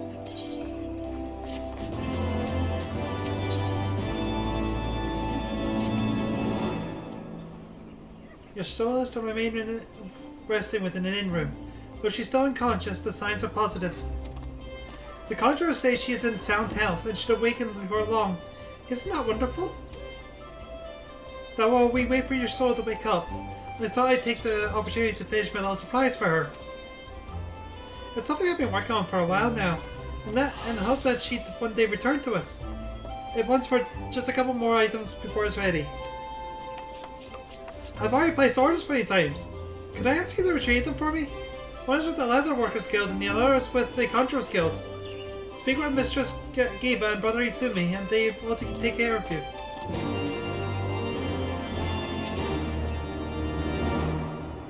What the Seafarer's aid? Your soul may have been lost forever lost to us. I shall go to the lowest stand to offer them my heartfelt thanks.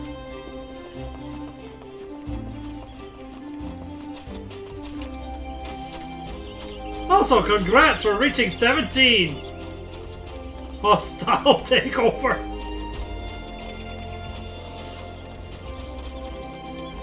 Your carpentry... Yeah, we need to go up here.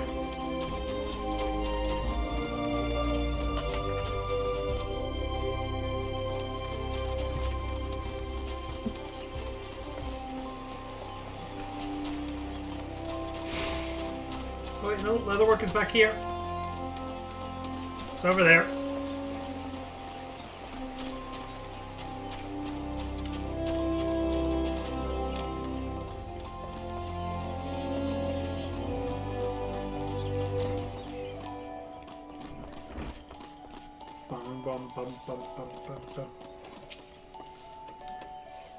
Visit Relina. Looking for some highs to tan, mayhap? Here to retrieve an order for Mr. Taro, you say? You come at a good time. I finished it but moments ago. It was no small coup working it for the specifications, but I did it nonetheless. Payments already been settled. However, did that girl come by chimerical highlight anyway? They need either balls of steel or a bottomless coin purse, and it seems to me she had neither. Connections. She has connections.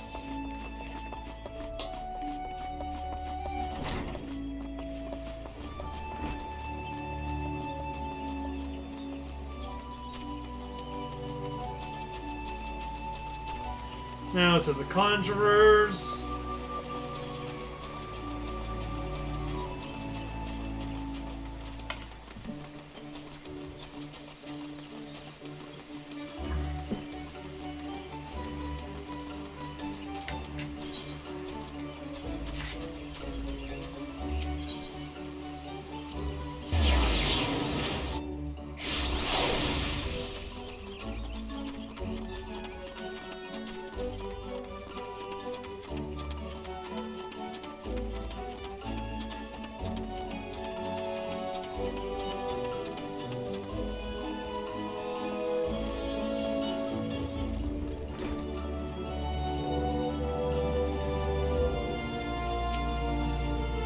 Greetings, Selena.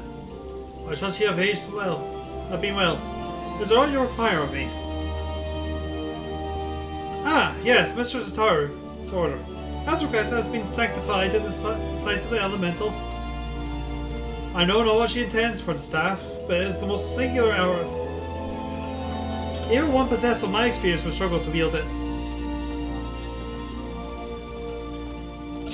And you're like 207!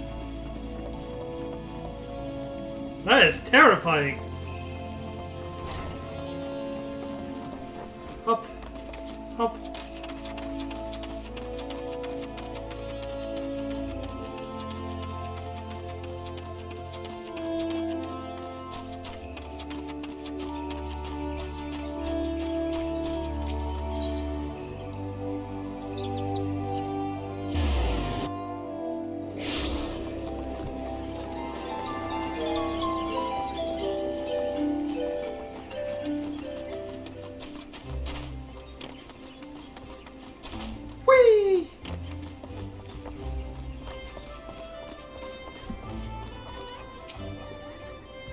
The CCers are gracious souls.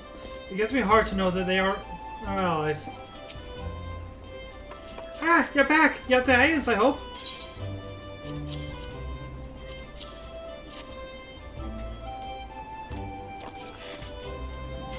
Oh, it's precisely as I requested! A perfect match for the other pieces! Surely Giva is a master among masters. And the staff complete the surprise. Thank you so much, Selena. I can't wait to see what your Stola thinks of my surprise. Does she wonder? She's doing well, and the Contrasol left her in her sister's care. Let's go pay him a visit, shall we?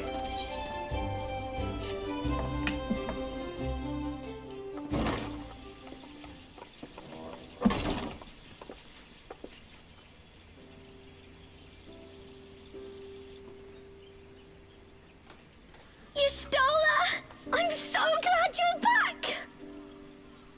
Tataru.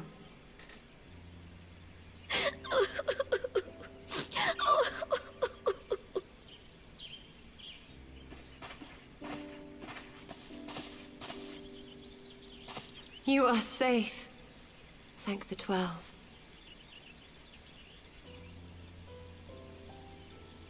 Something has changed about you, Alphino. Or mayhap the change is with me. I seem to sense the ether around me more keenly than before. I am pleased to see you well again. Do you feel strong enough to talk?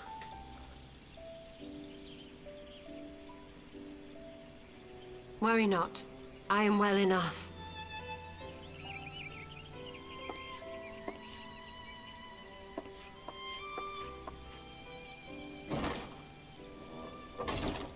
Tell us then, what befell you after you fled the feast? We were told that there had been a tunnel collapse.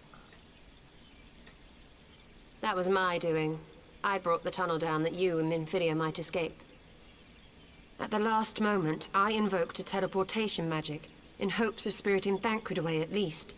Needless to say, it did not go quite as planned, and I found myself adrift in the life stream. The others? Where are they? Did they not escape? They remain unaccounted for. You are the only one we have been able to find. I am truly sorry. It was the Crystal Braves who pursued you that day. My hubris that led to our undoing. No apologies are necessary, Alphino. You are not to blame for what occurred. Know that were our comrades here, they would commend you for keeping the light of hope alive. Don't worry. The others are alive and well, I'm sure of it. We just need to find them. Indeed, Tataru. Let us find our friends and rebuild the Scions. Ha!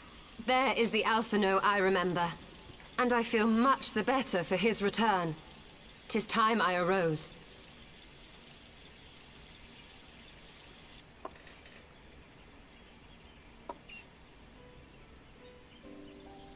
That reminds me. I have a change of clothes for you. I don't like to boast, but I made them myself. I learned how to weave while we were in Ishgard, you see.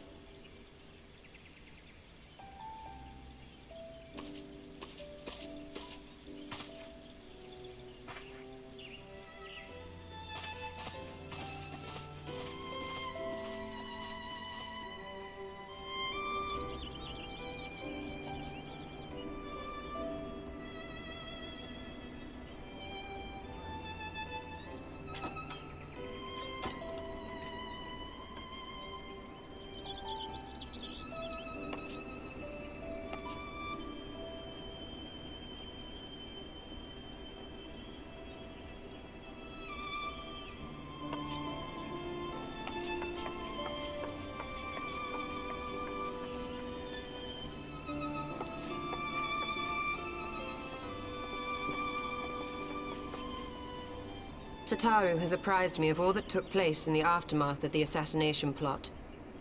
It would seem I have been away for some while. Yes, much and more happened during your absence. At present, we seek to follow the Archbishop to Azisla.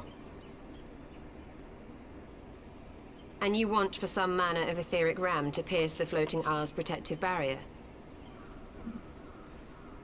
We do. Might you be able to furnish us with one?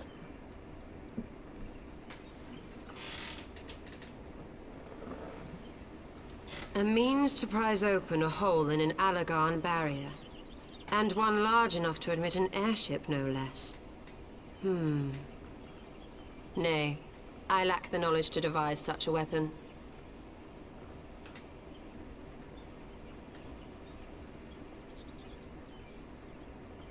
But I know of one who could.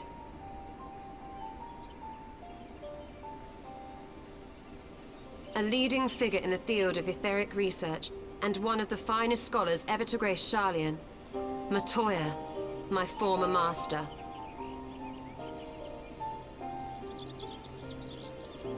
And yes, Tataru is a national treasure and must always be protected.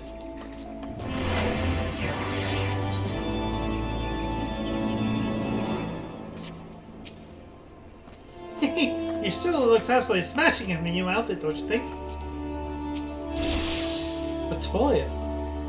The name rings strangely familiar.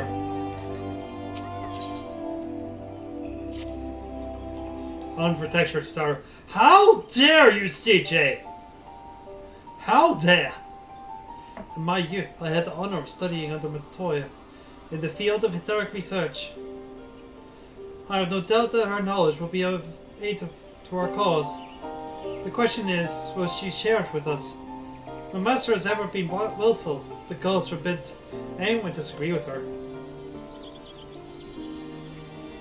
When the Garlean Empire first marched upon Eorzea some 15 years ago, the denizens of Sharlayan were summoned back to the motherland.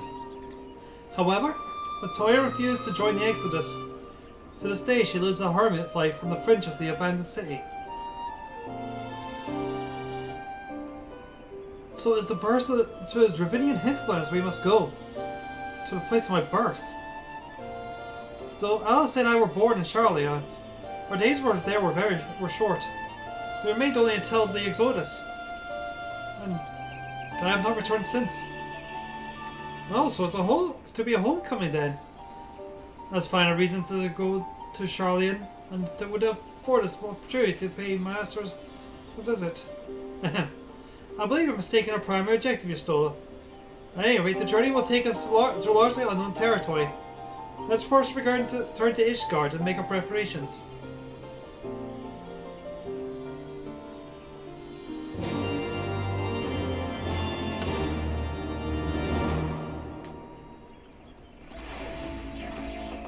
Oh no! She's already gone!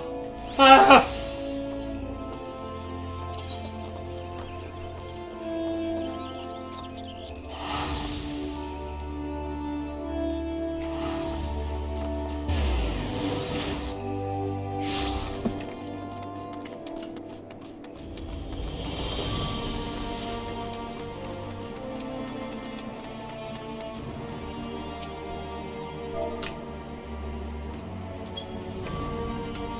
Oh, sweet, my dice that sold.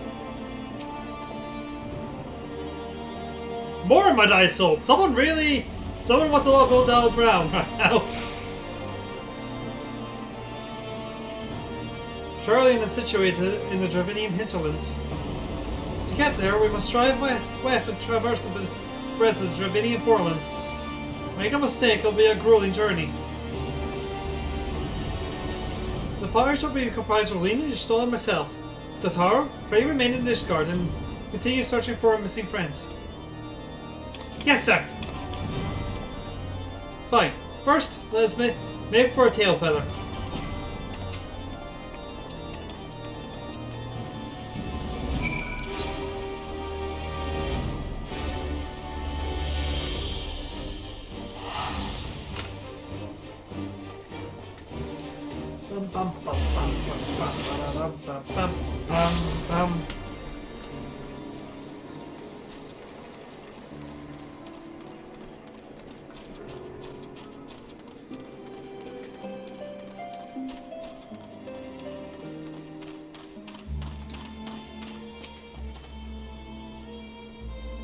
When last we set foot here, a steady and a sail were with us.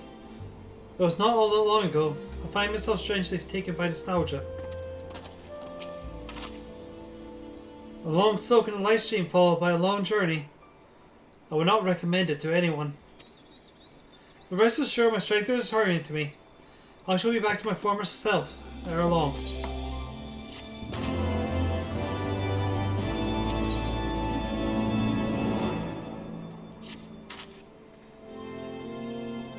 I believe I'm sufficiently rested. Let us continue west of Sharlayan. Once we descend the mountain path, we will arrive at the Dravinian hinterland. From there is about a short distance to the city. Be warned that we shall be passing through Nath territory. We must needs be wary of them and the dragon's boat. Oh, don't worry. We know how to fight the Nath. Nath attack us. Aha! We got them! Oh no! It is he who killed our god! Twice!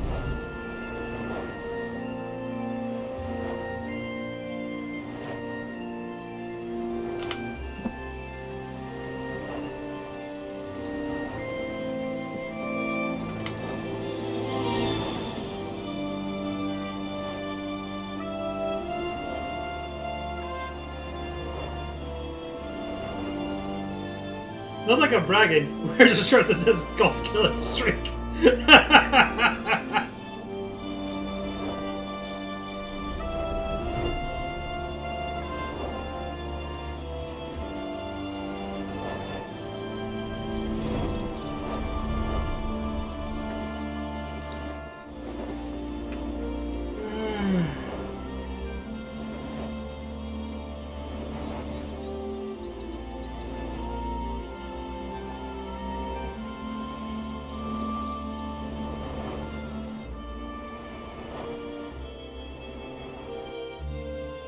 All the stream goes well. I'm around if you need.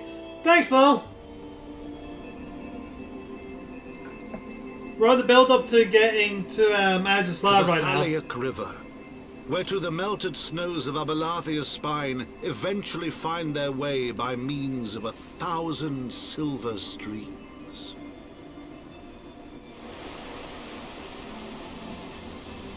Whose waters have long nourished the Dravanian hinterlands, and so provided for a settlement of learned souls from across the northern seas. To the city of Sharlayan, that great seat of knowledge now abandoned by her keepers, they came.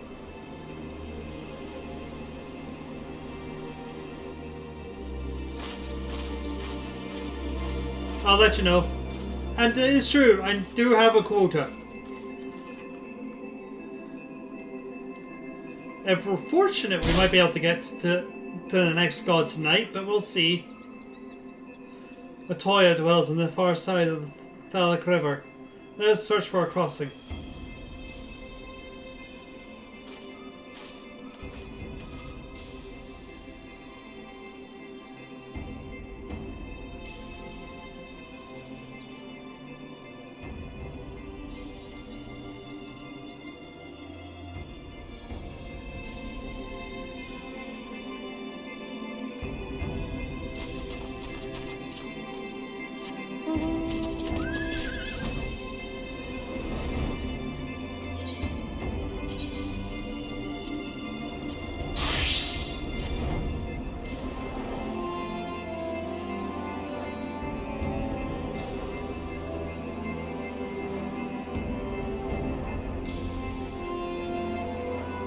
Let's search for a crossing. Cut to lead on our Pegasus. You know, guys, I could summon a whale and just fly us over. No one ever wants to fly on my whale. Like, what's wrong with my whale? Look at my whale! It's a glorious whale!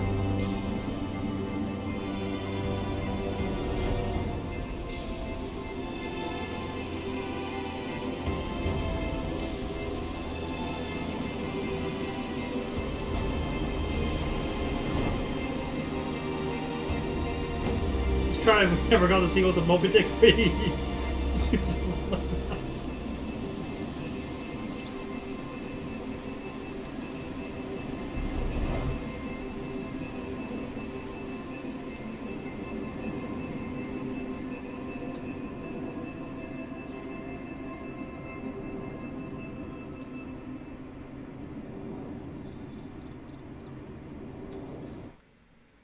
Oh, did I overshoot?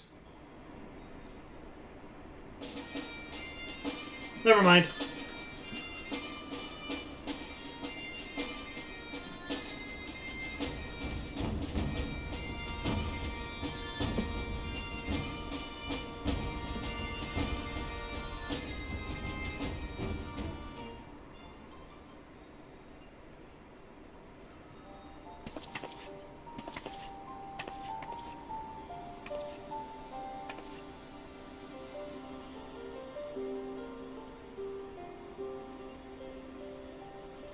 Knowledge seeks no man.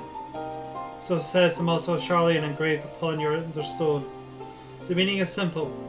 It falls to us to seek enlightenment. During the 6th Umbral era, at the turn of the 13th century, men from the northern nation of Charlian journeyed to cross the Sea of Eorzea in search of knowledge. Upon arriving at these shores, they established a camp for their scholarly endeavours. Over time, this camp grew into a settlement, and the settlement prospered, and so much so that it came to be counted among Eorzea's great city-states. Alas, those glory days are now but a fading memory.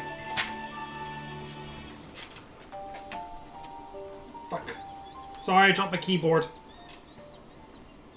Psst! Up yonder, I was mistaken. Charlian has new keepers. It's not a cusp of new age of glory.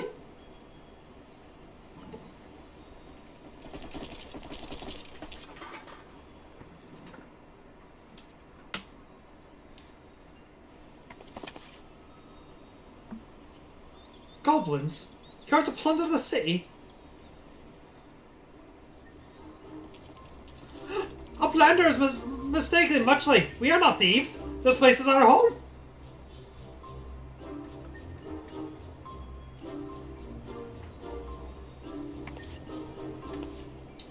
Your home? When I last looked, it was mine and Alphinaud's. We were born here.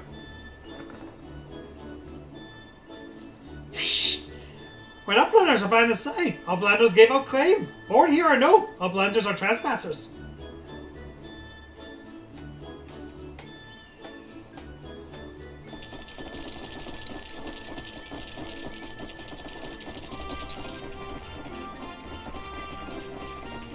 My friends, please. We do not wish to come to dispute your claim to this land. Our purpose here is peaceful. We desire but to cross the river.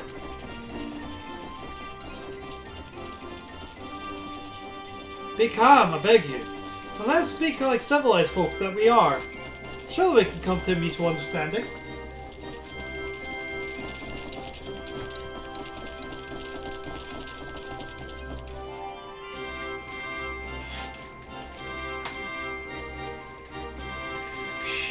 If that is truth, then Uplanders are welcome here. Come with Slowfix. Slowfix will show Uplander settlement.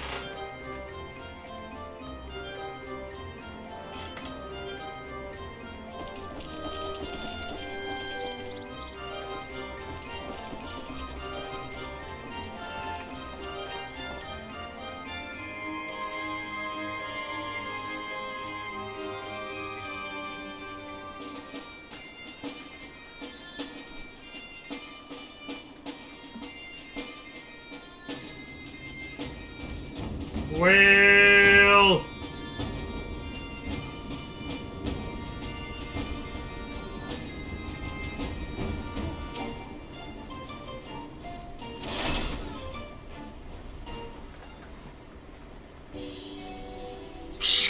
Here is the heart of settlement, name of Vidowshire.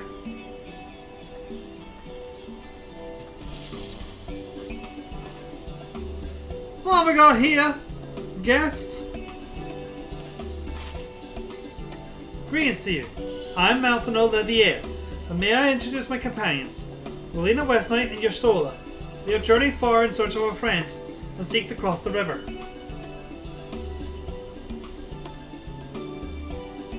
But finding the main bridge collapsed, you went looking for a detour and ended up stumbling into Slowfix and his crew. Is that right? That is the short of it, aye. This place, Sidowshire. I came expecting a ghost town. Suffice to say, I'm surprised to find it so alive. Well, with all the precious artifacts lying about, it was only a matter of time before treasure hunters like me moved in. But we weren't the first to arrive, neither. By then, Slowfix and his gobby friends were already settled.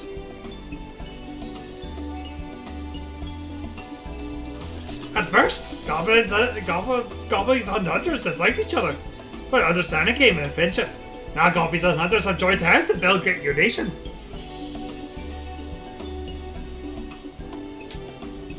So that's what happened after we Charlie is departed. Oh, so you're locals. No hard feelings, I hope.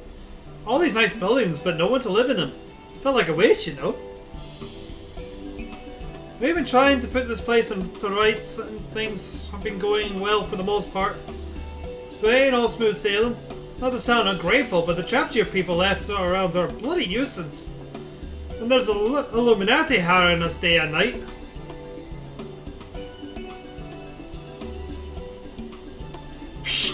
Suffix has a bright idea. Uplanders desire mutual understanding, yes. The best way to understand is to helping one another. Help citizens of Middleshire and Uplanders can be citizens too. Citizens are free to cross over. Well, I am not aware of the quicker way to reach our destination. Let's assist Snowflakes and his people.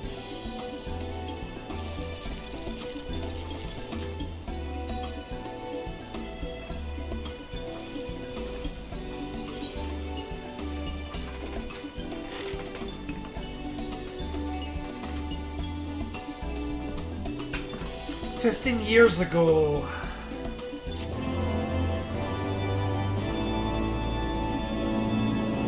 Well, is Alfie at this point 18 or 20? Or is he 16?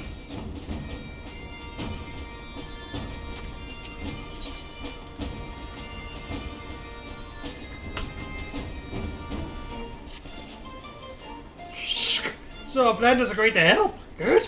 Here's what Snowflakes wants Uplanders to do. Many golems proudly, though, Shire. Get in the way of many expensive plans. Adventure plans. Snowflakes wants Uplanders to eliminate golems. Uplanders are Charlian, yes?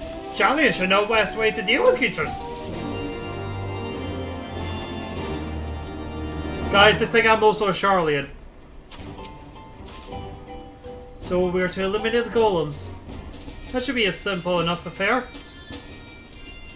The Ultima were employed with Sentinels and by design could be unmade with a coded command. At the time of the Exodus, it was not and crosses, and I see no reason why it should not still work. Let's divide the task between the three of us. Quicker to be finished with it.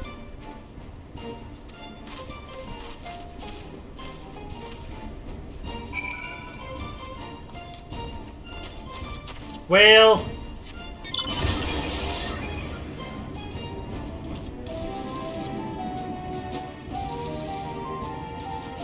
Hehehehe.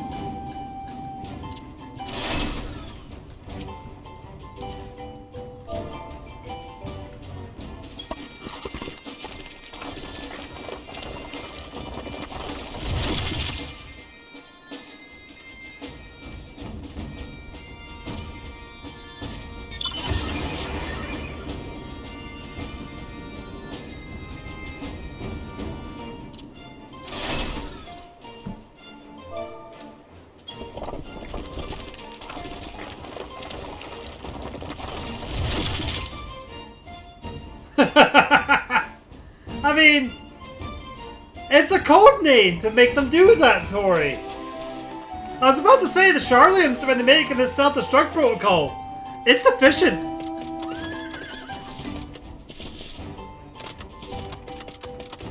Hey, Chloe.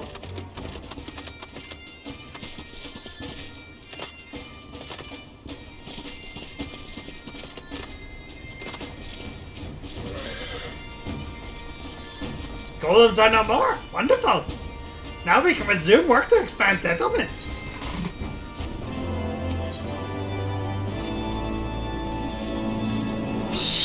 Uplanders help Goppy folk. Earned right to be citizens of Middleshire. The Slovaks must ask another favor. Another favor, you say? Short time ago, dear friend of Slovaks ventured into Illuminati territory. Illuminati are nasty goblins. Show no mercy even towards Goblin. Slovaks fears our friend's life. Please fight friendly for Illuminati do. I am suddenly taken by a sense of foreboding. Be that as may, we cannot turn a blind eye. Let's make a haste and find Snowflake's friend.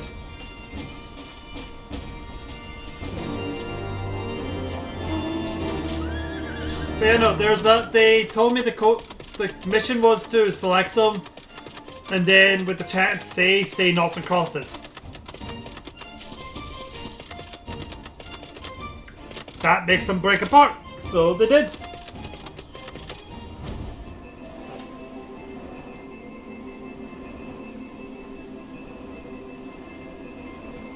Oh wow, he's not actually there. Oh no, there he is. There he is. We'll be doing that in a few weeks.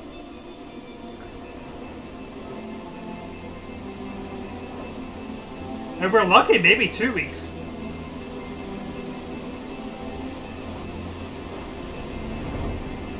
Shall see, we will.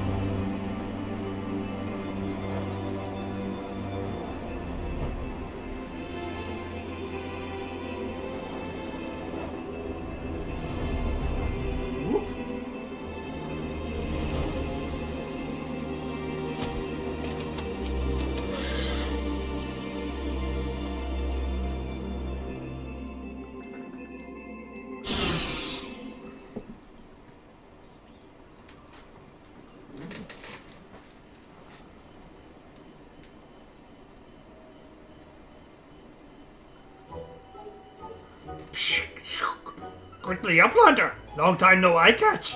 What does bring our Uplander here? Does Uplander have lusty eyes for junk for Brayflux? Uplander must not be touching junk of Brayflux. Brayflux is finding junk first. I knew I recognized that voice. Greetings, Brayflux. It's been a while. Forgive us for interrupting your work, but Captain Weiss gave me to understand that you are marked by the Illuminati. This happens to be Illuminati-held territory. So why is to be here?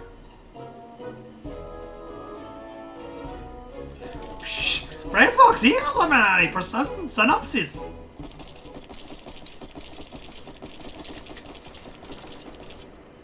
Psh, who is who for some synopsis? Ah! Brayflux all talks. And wise you are the country, or dirty talking secret, knowing what she's making from a laddie. Brayflux did not upright. She's recipe has got me birthright. Save tongue flaps for trading and tit.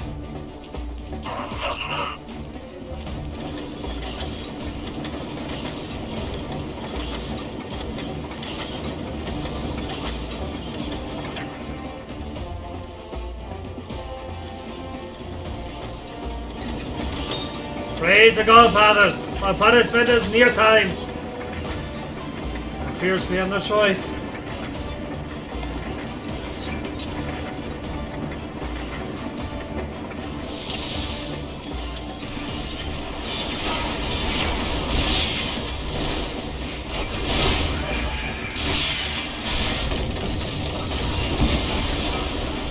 What did we expect? His name is literally all talks.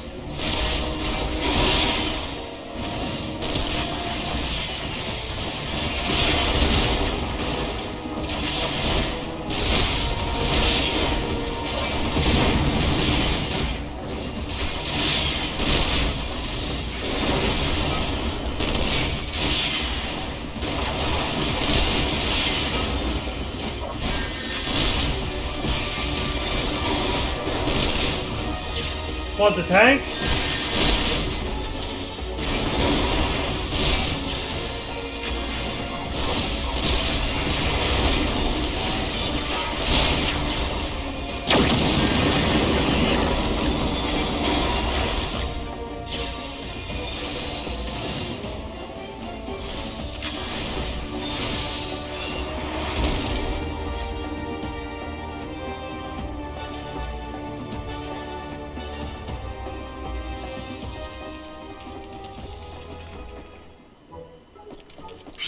Illuminati no match for the furious gobshot fists of Brayflux. Ha! More jackets awaiting Brayflux mutually. Isa, is to me. Leo Flunders. Have at you.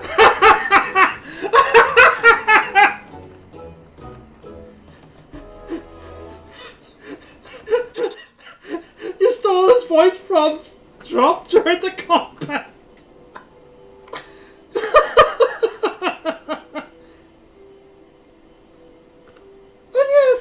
Mini Lemon Russ. You okay, Stola? You started yelling randomly in the middle of a conversation. Being embroiled in a cheese war was the last thing I expected to come into Charlian. At any rate, we have fulfilled Slowfix's request. Let us return with the good tidings and be on our way. So, yes, Lemon Russ.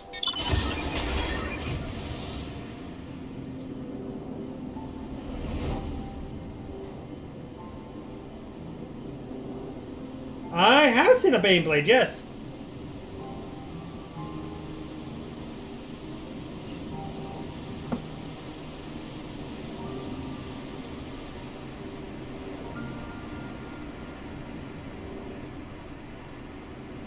So anyway, then Mad Max happened.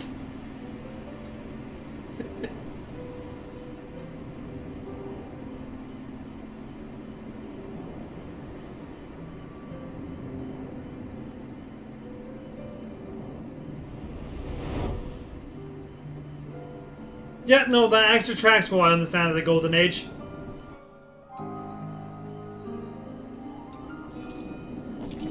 Things went bad after everything collapsed. Yep. Uplanders are back? Did the Uplanders find friend of Slowfix?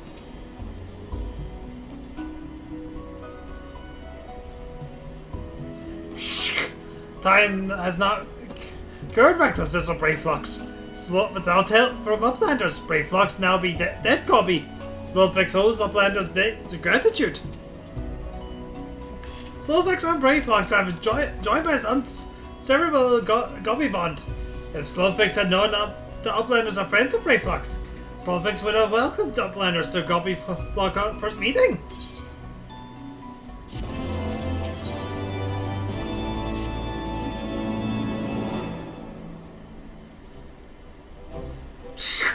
Uplanders have upheld bargain of Most High as promised. Slowfix make Uplander honor citizens Riddleshire, free to cross river at will. Those Uplanders must leave for now. Slowfix hopes that Uplanders will pay many visits and help build a great new nation. You are most kind, my friend. You may be certain that we will return. I must confess, at first it upset me to learn my home had been occupied by others, but I see now that it is in good hands. Under your care, I look forward to seeing Charlian thrive once more, to become a home to people of all races and creeds. So because I already ordered the Gobby Watch to let the Uplanders through. Safe travels! Alphino, Relina, shall we then?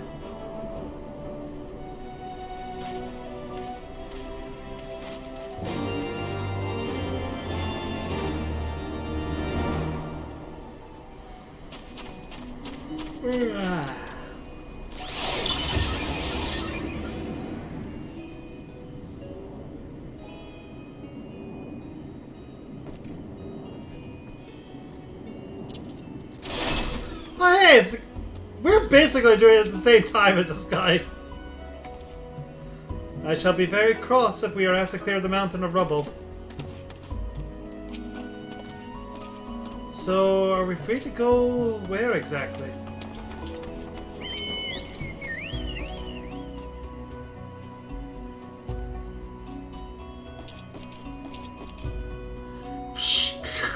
By order of Grace Lovelock?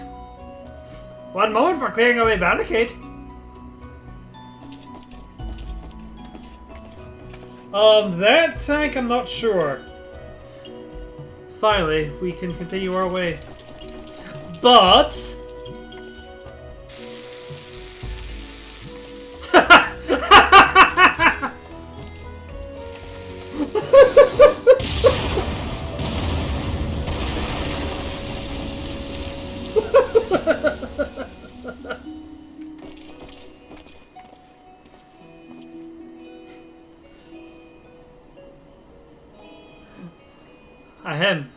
Bearing in misadventure, we shall soon arrive at the cave where Matoya resides. Unless you haven't finished business in Middleshire, let's strike out at once. I am ready whenever you are. Let's go and meet the legendary Matoya.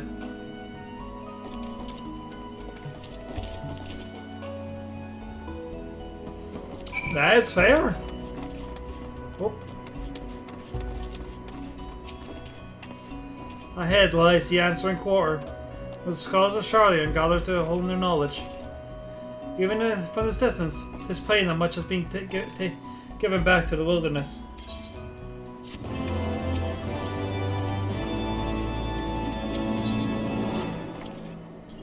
The cave in which Matoya resides is situated on the southern edge of the hinterlands. It chosen a spot my master decided privacy above all else. As such, the cave is extremely well hidden. You will not find it unless you know where to look for it. We shall follow the road south until we reach a bridge. Rather than cross it, however, we shall ford the streams it spans. Thence head straight until we arrive at the base of a bluff.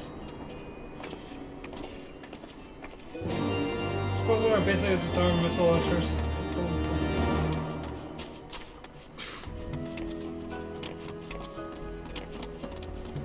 Bam, bam, ba da da da.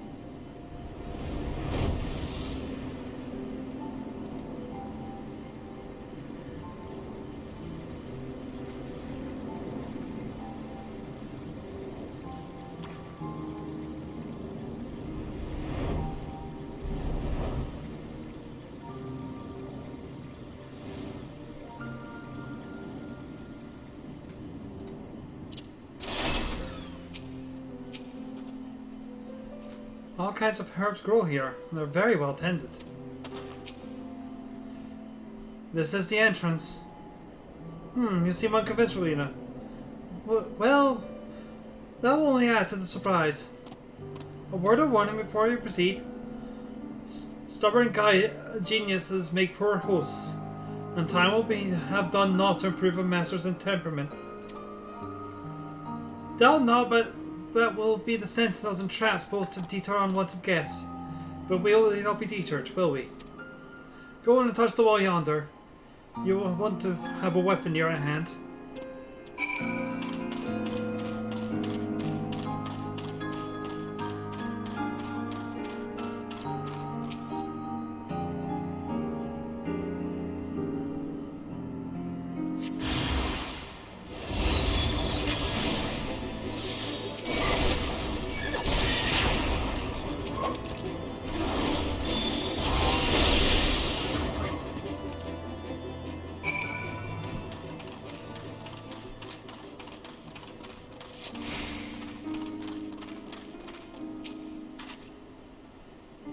Those sentinels may suffice to discourage the ambush, Master, but not the warrior of light.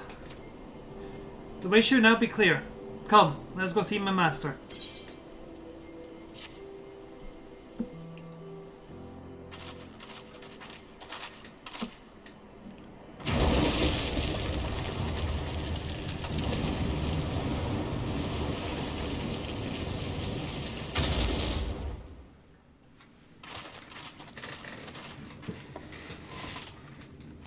You know it's rude to enter without knocking.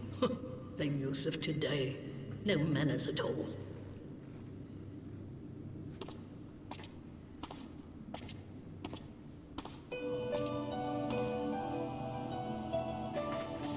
Though we neglected to knock, we did create something of a commotion.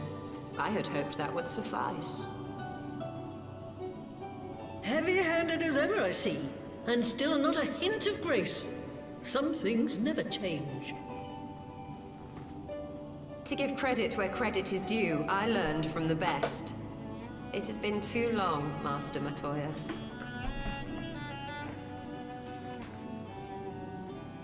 Indeed it has. Oh, it's good to see you again, my girl. And with your fiery spirit unquenched.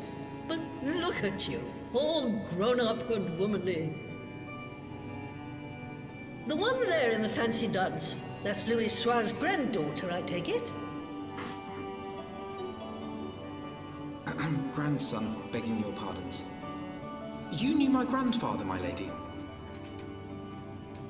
Knew him? Ha! We were constantly at each other's throats. Like rabid dogs we were. Oh, he was a stubborn bugger, was your grandfather. Never a dull moment when he was around, though, I'll give him that. As for you, boy, I've known you since you were a rosy-cheeked babe at the teat.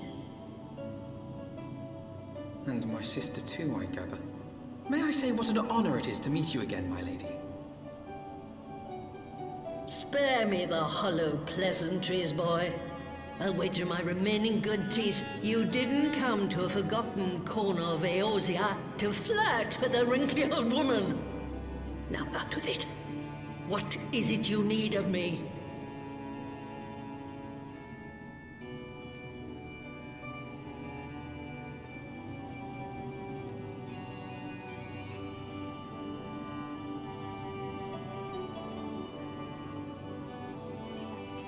Azizla. I never thought I'd hear that name again. You are familiar with it? As familiar as one can get from poring over musty old tomes. The Alagons set the Isle afloat not long before the sun set on their empire. Old Louis Soir and I often talked about it. The place is home to a research facility dedicated to finding ways of mastering mighty beings, such as primals and dragons. And find ways it did too, frightening ones. Such secrets as lie buried on Azizla aren't fit to see the light of day. And now you tell me a band of dragon-baiting primal botherers are trying to dig them up? Indeed. And to make matters worse, the Ascians have a hand in their plot. They must be stopped, no matter the cost.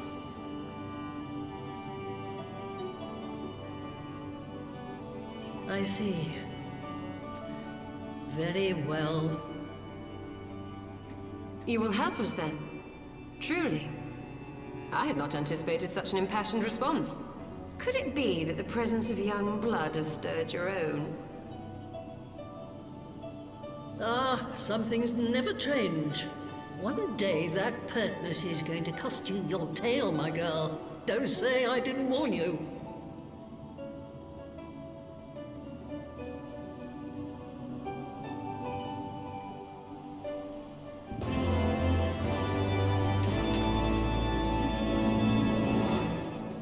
I love the brooms. Evil gapes have switched through. I am disrespectful to dust. Can you see that I am serious? Matoya is very easy to like.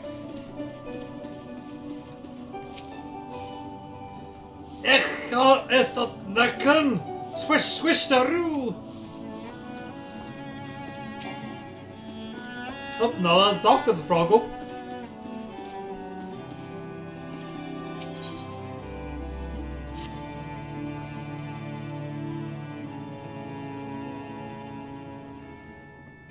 Twas some 50 years ago, shortly after Garlemald had brought all of Ilsabard under its rule. Faced with the threat of invasion, the people of Sharlayan scrambled about for a means to resist the Empire.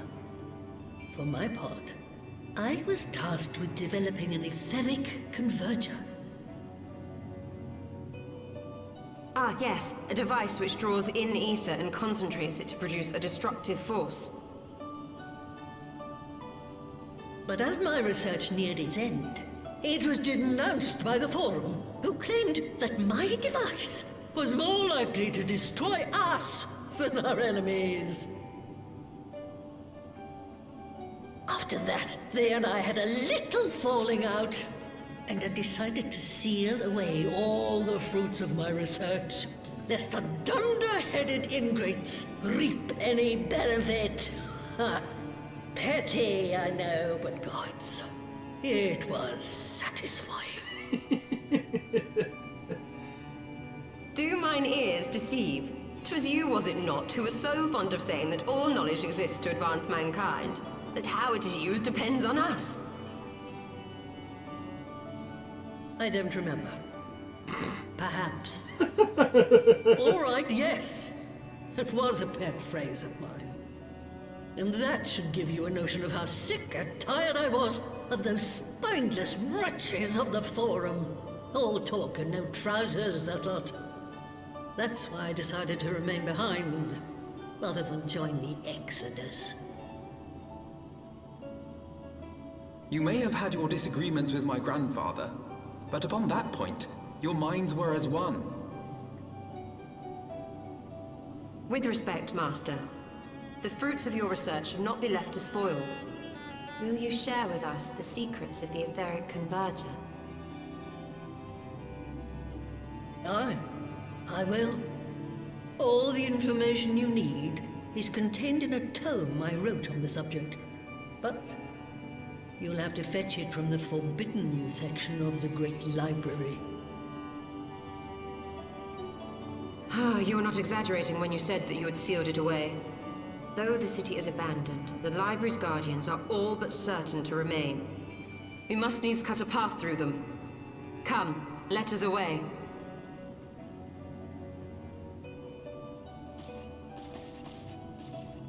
Not so fast. You don't expect that you can just waltz on in now, do you?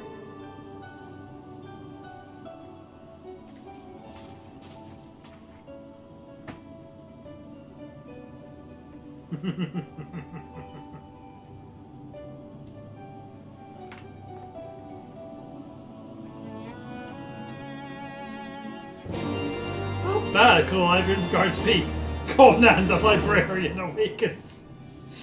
Oh, it's been a while since Conan the Librarian was about. Happy days.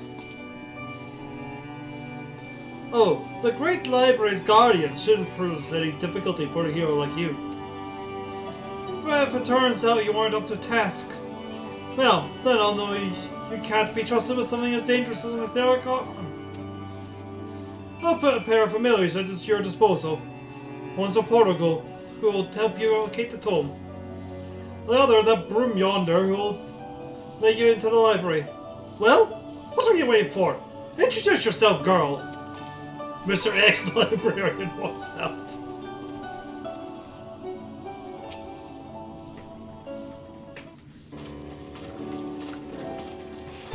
He's going to give you some. Greetings, good madam. I am Brumsy, my lady servant of some 50 years. May I say what an honor it is to serve you. I am given to understand that you are to enter the Great Global Library. To find it, pray head east upon leaving the cave. The building will come into view shortly thereafter you have reached the collapsed bridge. I shall go and fetch my fellow familiar on my way to the entrance. Your preparations are in order. Pray come and meet me there. It will be my pleasure to unlock the door for you.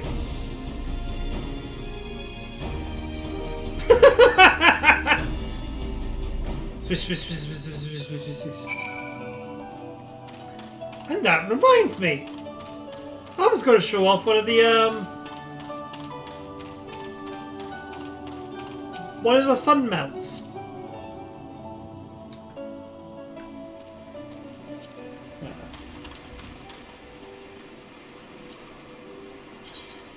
Now I can't speak on if mate, I got this. It's a copy tank.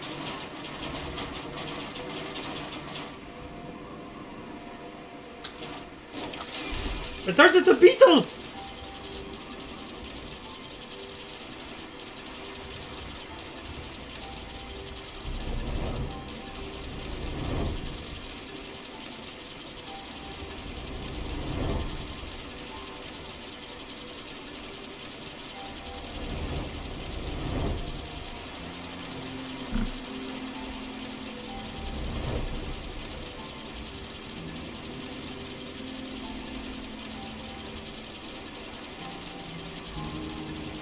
was you, Tachi, was a big fan of the work. Well, I was a typical average kid once.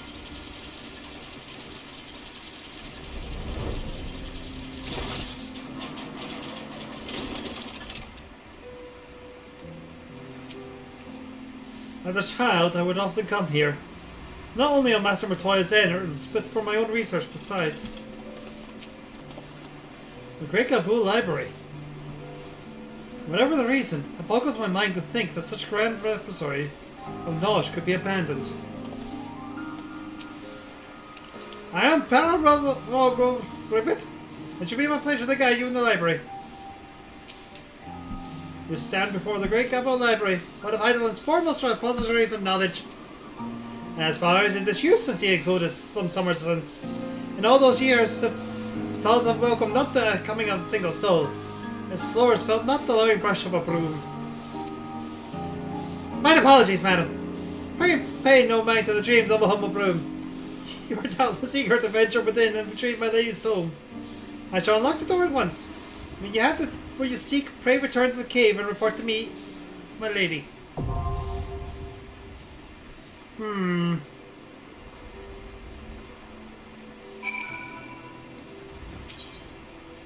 What do I get for NPCs? I get... Guys! Guys, we need to!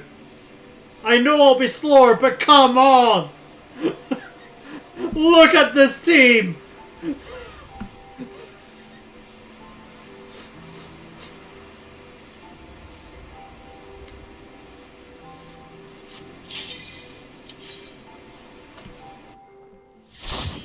Ghetto.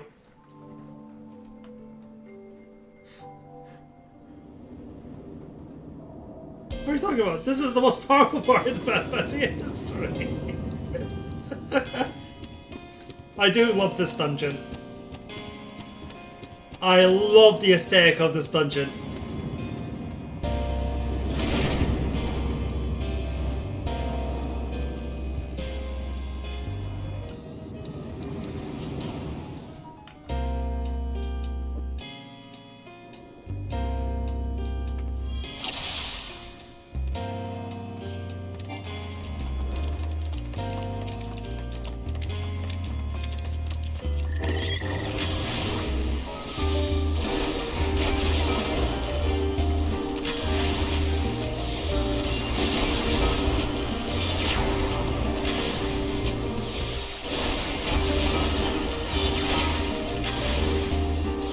Away with you!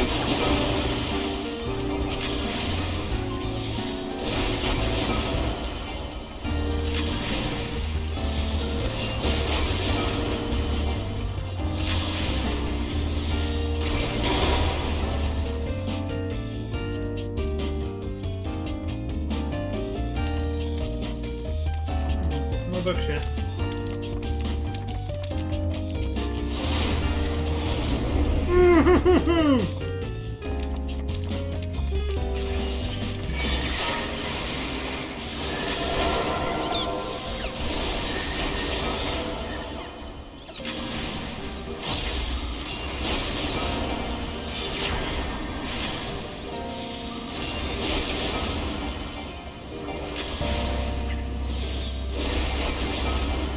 Away with you!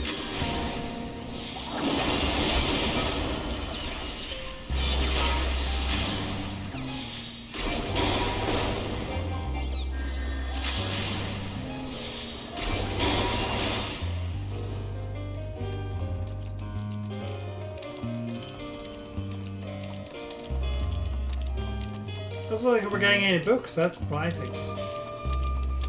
Was that only in the revisit? Oh, there's one! Okay.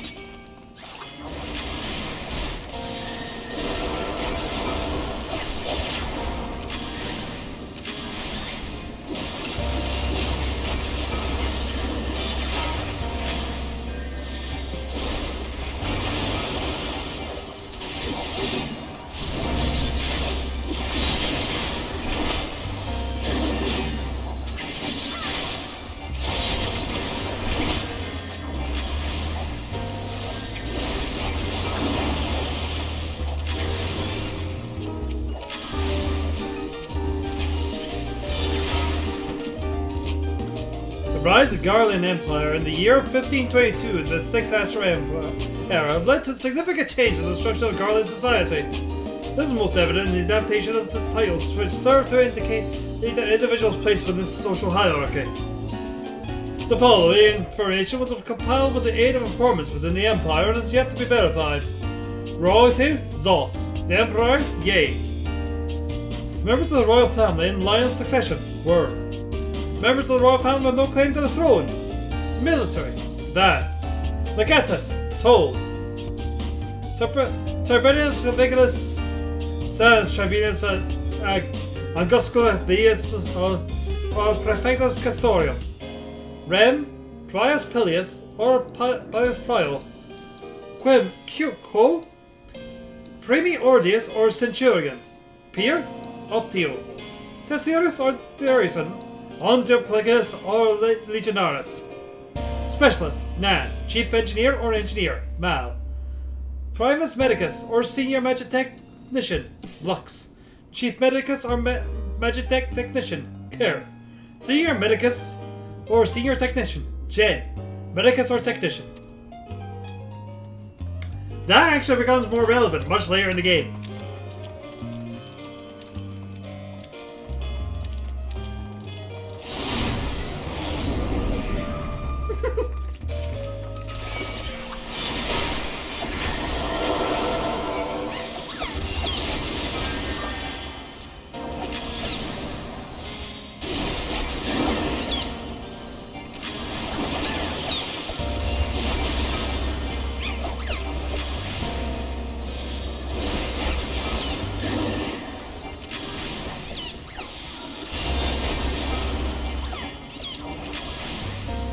Oh, more faces coming in with the steel chair!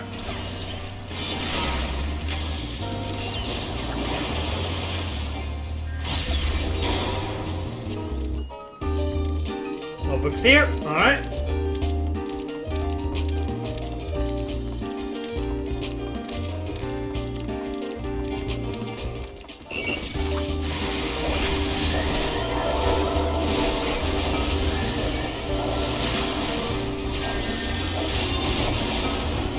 Hey Magtai! I'm alright. Currently doing a dungeon with a frog.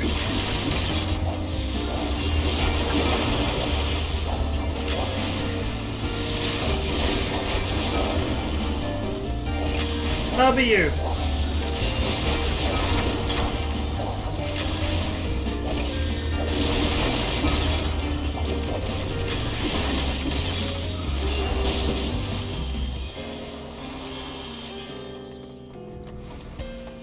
Public officials, ill.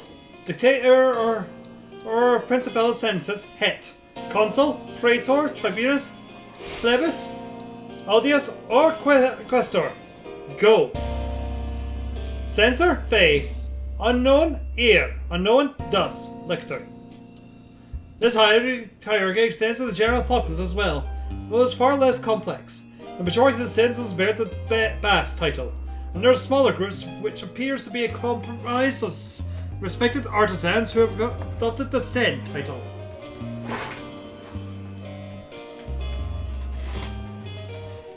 The An title is bestowed upon the people of annexed territories and indicates that they lack even the most basic rights afforded to a citizen.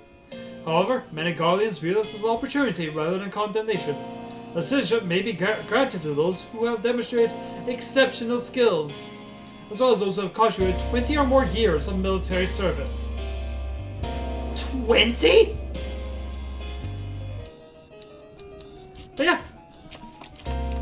Frog! It's a familiar of a witch who's helping us find a totem person here.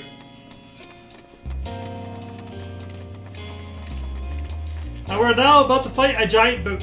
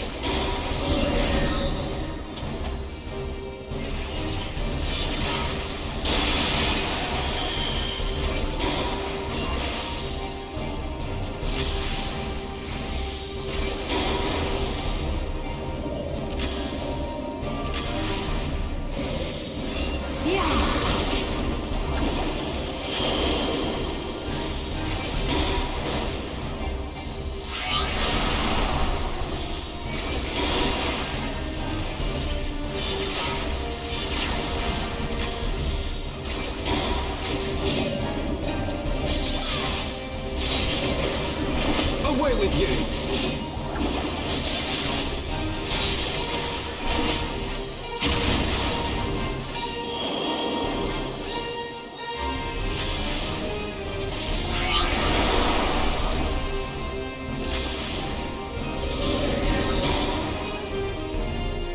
For the House of Levia!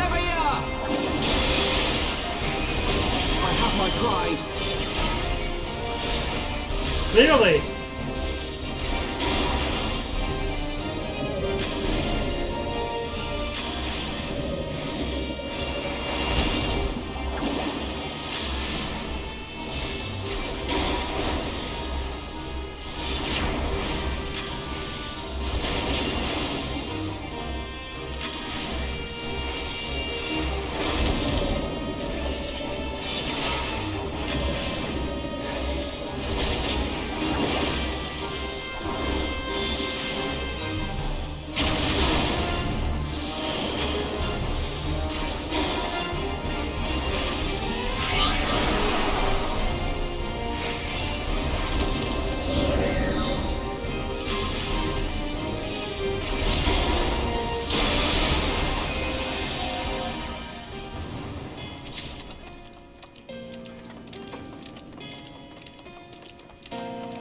Hop, hop, hop.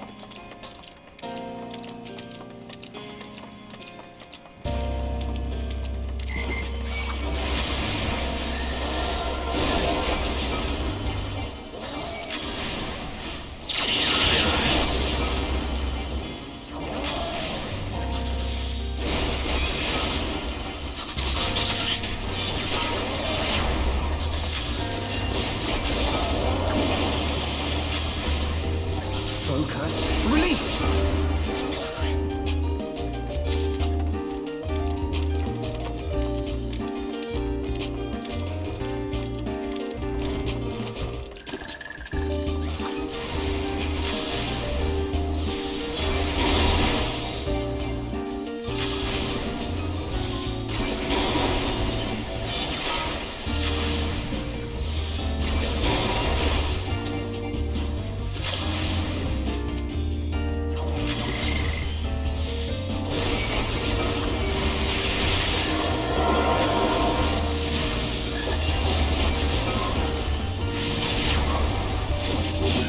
I'm glad you're doing it right, Maxi.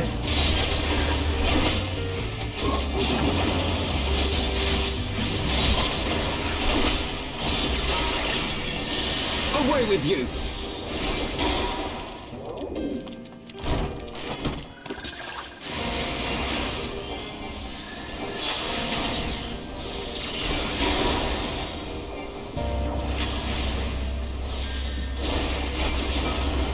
Focus. Release!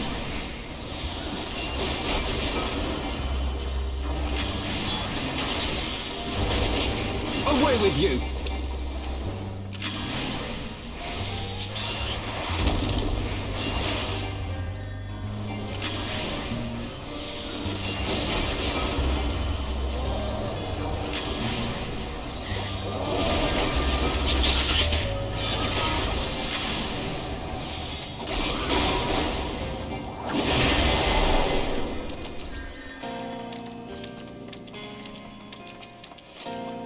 Chapter 1. The 6 nativities of Myra creation. The spark of lightning ignites when it strikes, and thus fire is born. The heat of fire renders ash all that it touches, and thus earth is born. The dizzy of the earth shuns sun and harbors cold, and thus ice is born. The armor of ice melts away, and thus water is born. The moistness of water mists and rises, and thus wind is born. The gusts and sighs of wind gather clouds, and thus lightning is born. Chapter 2. The 3 conquests. Boundless and unwavering. Earth grounds lightning. Water erodes earth. Lightning boils water. The sea starts in shyness and unending. Fire is extinguished by wind. Ice is melted by fire. Wind is obstructed by ice.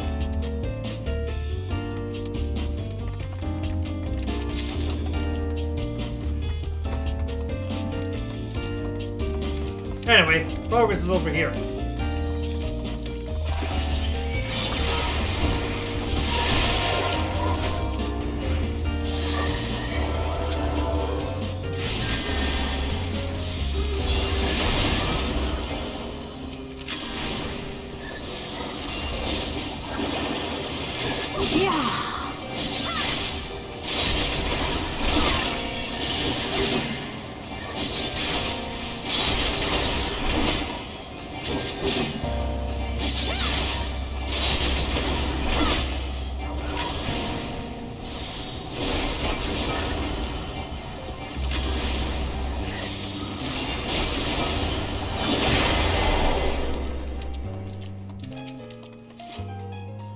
over the horizon. Though there is some debate as to whether or not Merylwyn Blasterform and her League of Lost Bastards were the first Eorzeans to discover the Western continent, there is no denying that the navigational charts were instrumental in establishing the major trade routes of today. Moreover, their accounts from their expedition are widely regarded as both informative and entertaining. Of particular note is their first encounter with the Mamulja, as well as other indigenous people and creatures which seem curiously intent on their demise. These travels journeys have since inspired a legion of explorers and treasure hunters to retrace the League's journey. In spite of their numbers, the existence of a bleeding city of gold remains unconfirmed.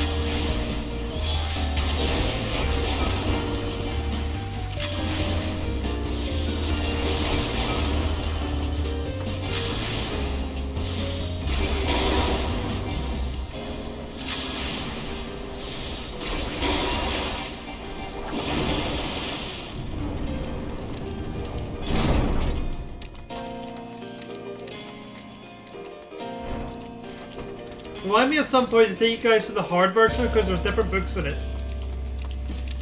And a couple of them are quite funny.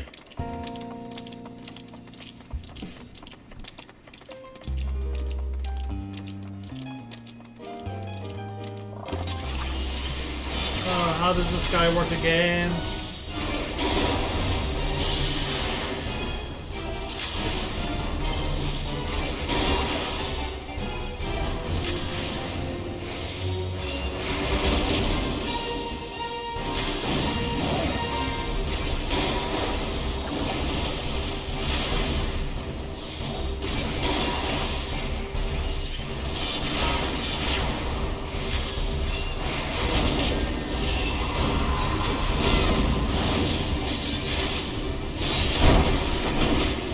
Away with you!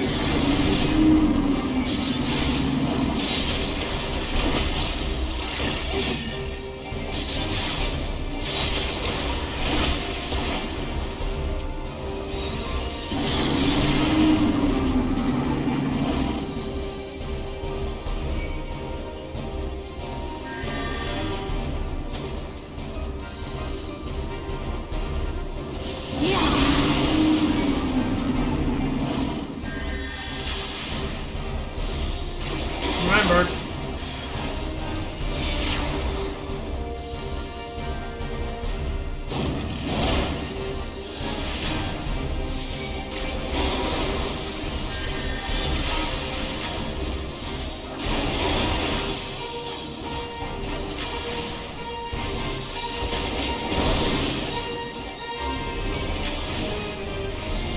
Away with you!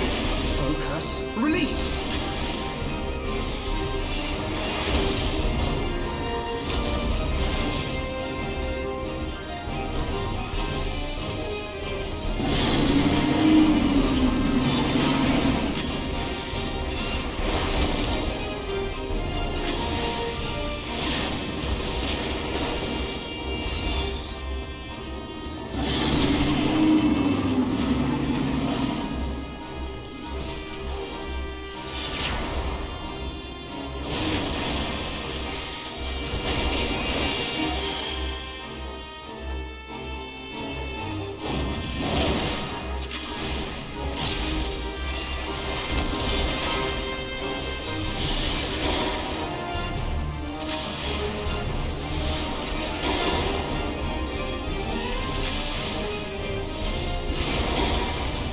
I'm done, but my massive seal is broken.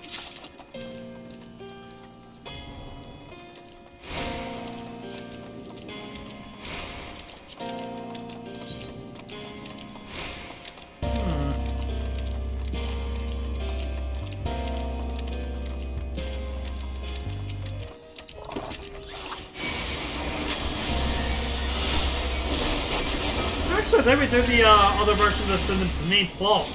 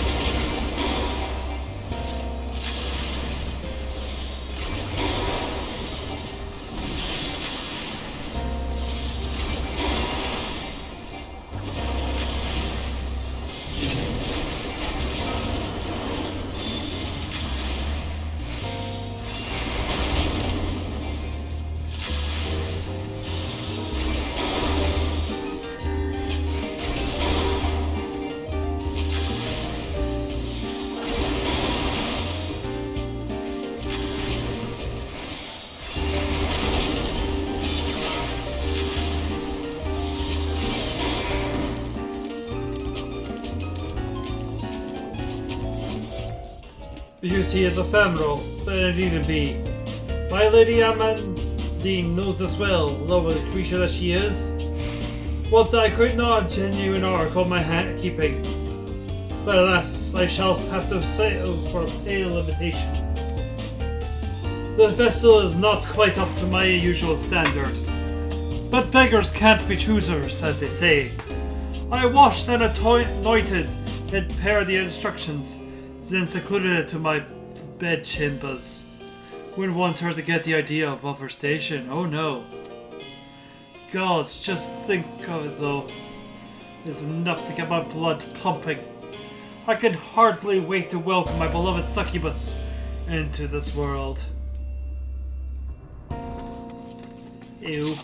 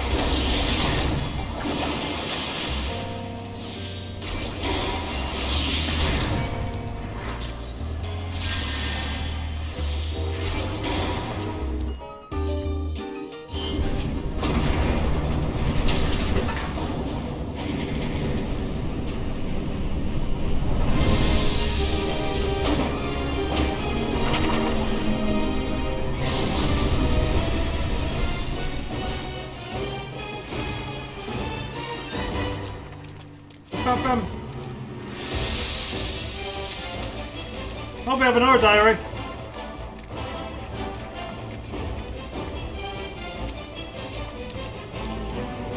The tentacles. So many tentacles. And a sound of it writhing in the bed. God's just listening to his agony. I've made a terrible mistake.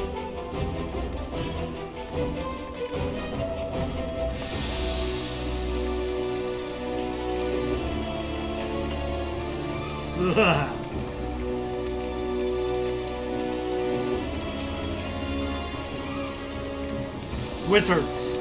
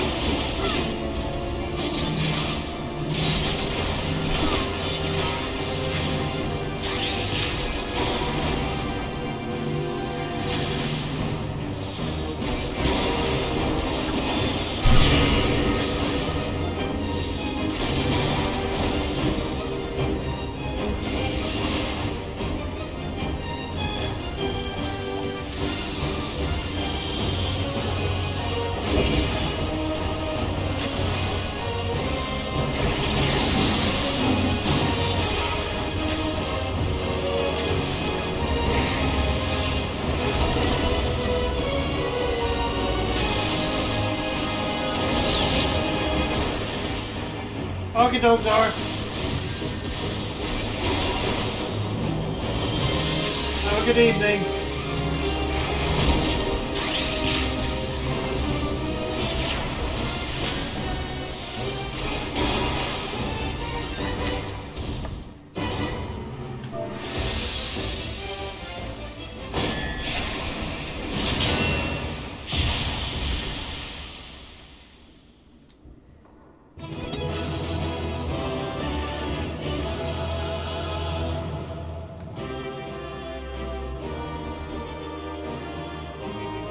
If you're not back. I might be going a little later tonight because we're very close to the end.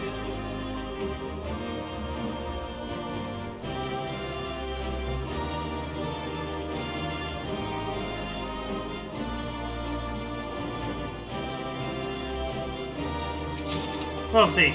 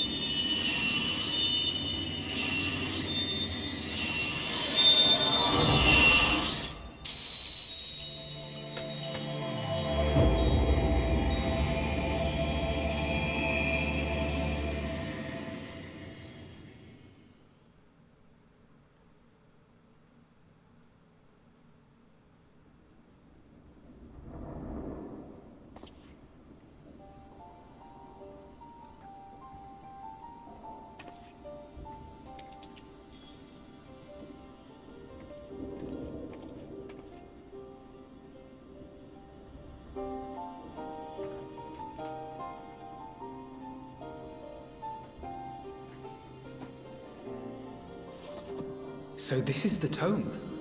Excellent. Let us take it to Master Matoya at once.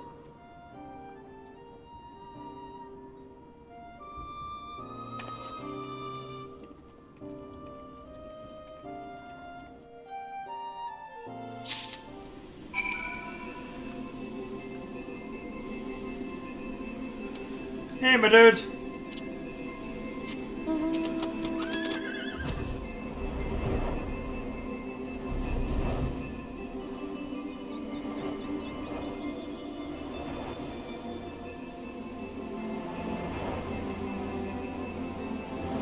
Yeah, I love the library.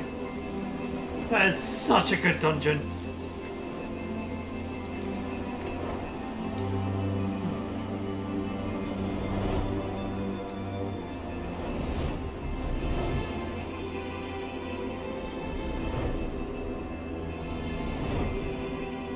Actually, cutscenes included.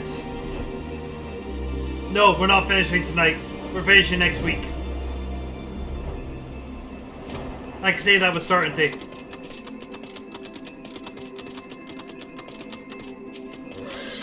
Gotta take into account all the cutscenes there's gonna be, as well as the credits.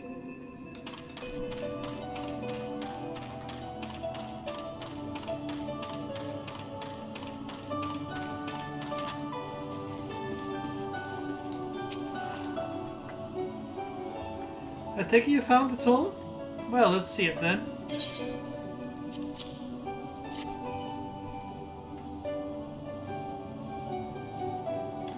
Aye, this is it, alright. I must say, the experience brought back memories. Just like the old days. You still send people to the thick of danger as if it were nothing more than a mundane errand. We were able to accomplish our task thanks to Pero Rogo. He is an capable familiar. A creature worthy of the great Master Matoya, and to simply witness him in action gave me a better understanding of arcane entities. Should the opportunity present itself, I should very much like to employ this knowledge for the betterment of mankind. Create a new variety of carbuncle, perhaps. Don't get ahead of yourself, boy. Maybe as grandson or no, it'll take another decade under me before you can call upon yourself a scholar. And deal more than that to make your scholar worth a damn. As you may have gathered, Master Matoya is not easily impressed. Indeed. So shall we examine it all?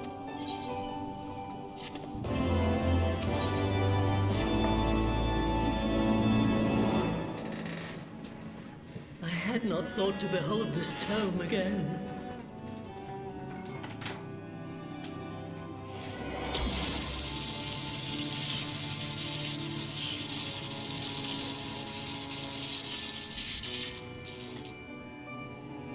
There.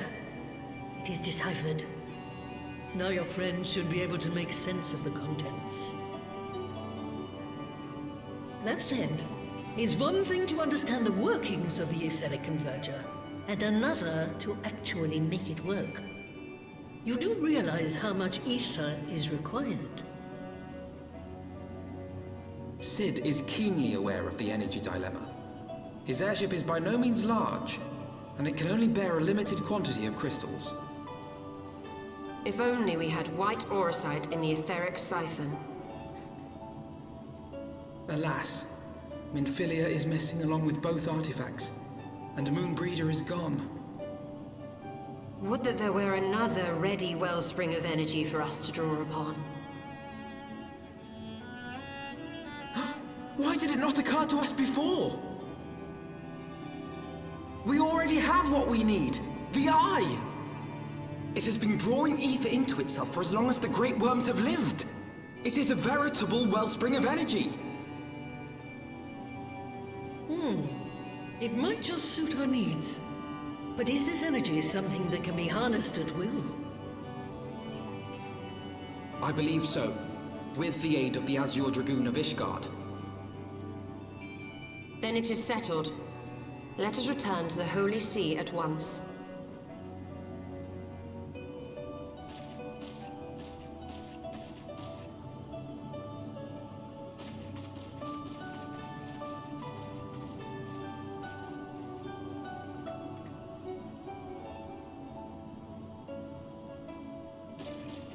Stola, wait.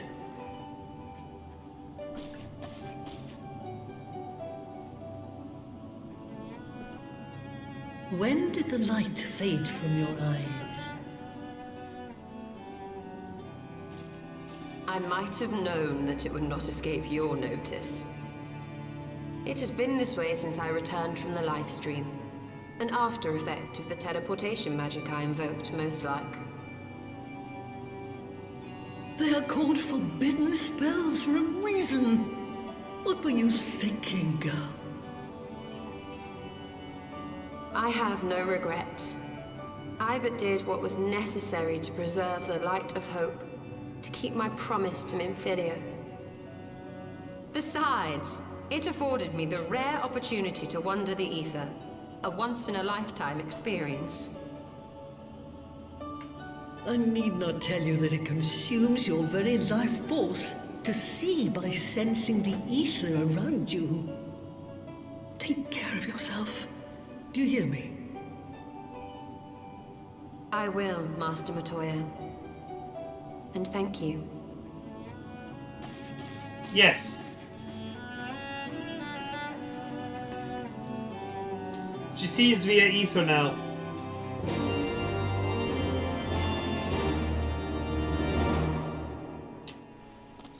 I'm glad someone finally brought it up.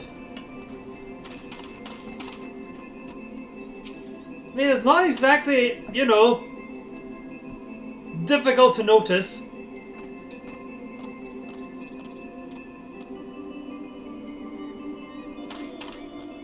I mean, it probably is Magdai. The FF14 goes out of its way to reference previous Final Fantasies.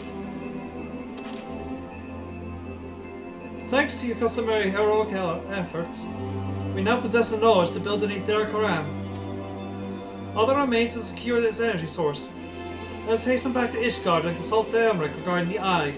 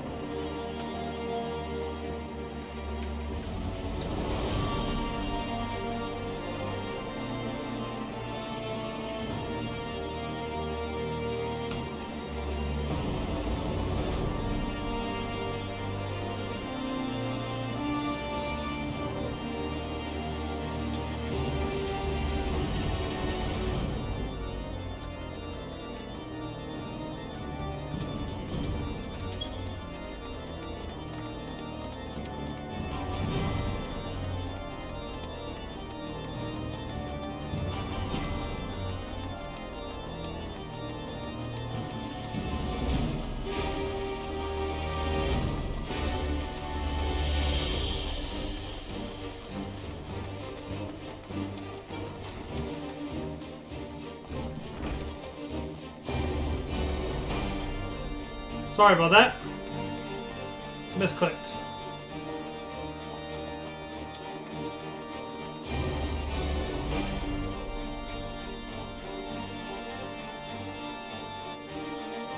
And now my chatsy's broken.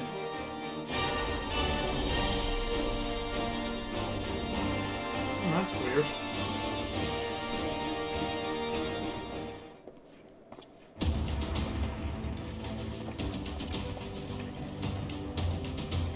Ah, you have returned. Sembrick, I'm pleased to say that your recovery sees apace. Named Justola, a fellow scion of the Seventh Dawn, and Archon of your Charlian. My lord, pray excuse me for foregoing due pleasantries. We will seek your counsel regarding the etheric ram. Though we now possess the knowledge to build such a device, we yet lack an appropriate source of energy with which to power it. We believe, however, that Ishgard may possess the solution to our problem. You need not apologize, my lady. Fully eager am I to learn your progress. Please tell me of this energy source that you believe we possess.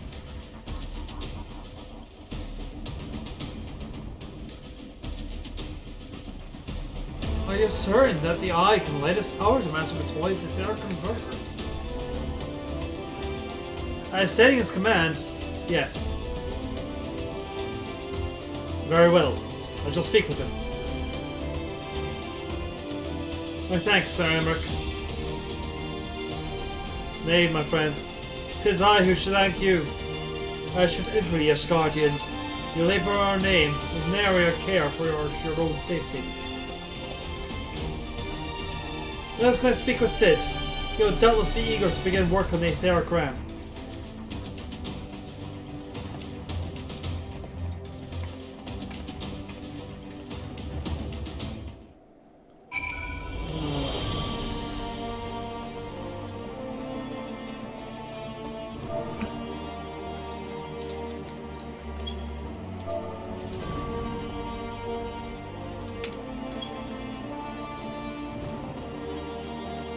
Yeah, we're gonna call it soon. If only because as much as I would like to push on tonight,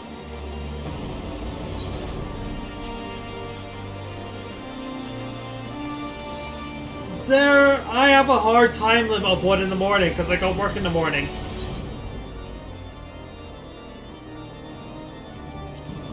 And I just don't think we can do that whilst watching everything. Even if I cheese the dungeon.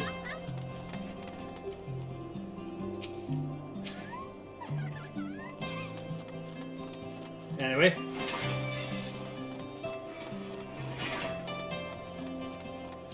So let us make this where we end it.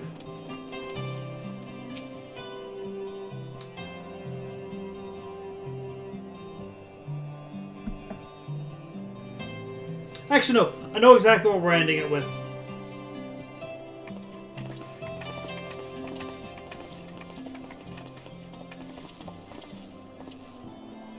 Ah, you're back. The preliminary work on the Enterprise is more or less finished. Tell me you found a way to build the etheric ram. Greetings, Sid. It's been a while.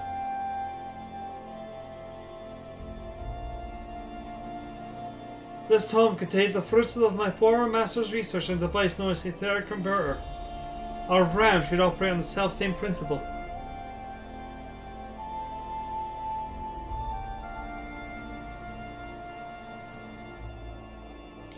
Ah, well, me manners. Put a toy like this in my hand and I go off into my own world. God, it's good to see you. I'm burning a gift, but besides a very distracting one, if I might add. If I didn't know better, I think it was my name's day. But there'll be time for a tearful reunion later. I'll make a start at the tome right away. As long as I have a grasp of the fundamentals, I should be able to knock something together. Which leaves a small matter of energy source.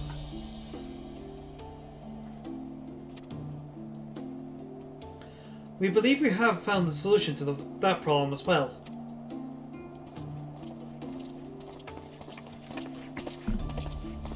Pray forgive our lateness.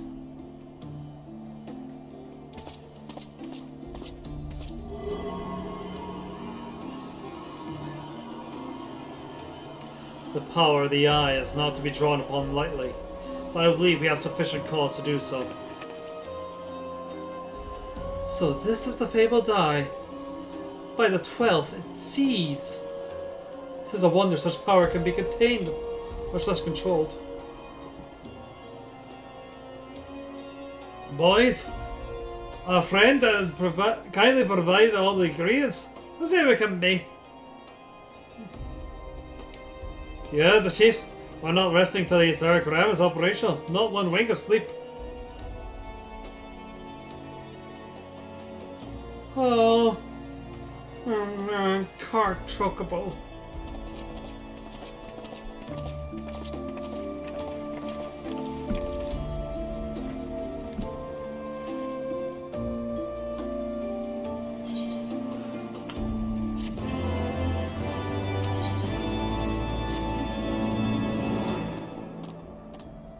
Given the danger of the task lying before us, I think it's only right that we take a moment to bid our friends and allies farewell. It was censored, Magtai.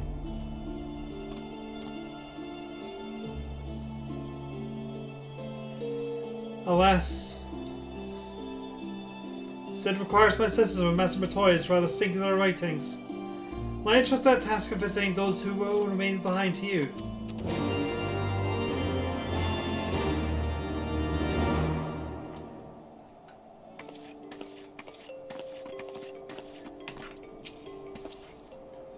So, the hour is nigh. Would that I could join you in the coming battle, but my wounds, I fear, would only be a burden to you.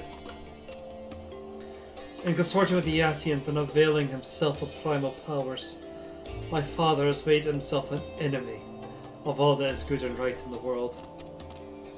Do whatever you must to end this madness. May the Fury watch over you.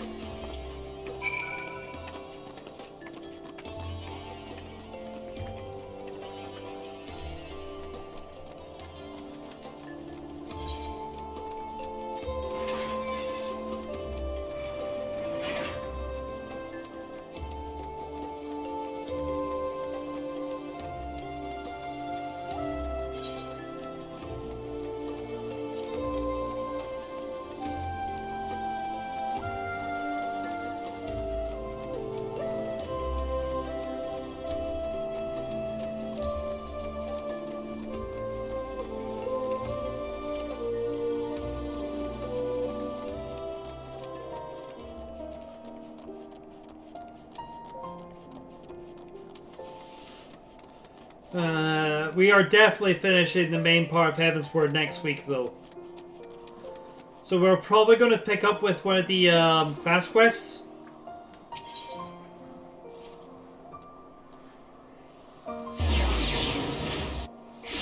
Probably White Mage is the one I'm most familiar with.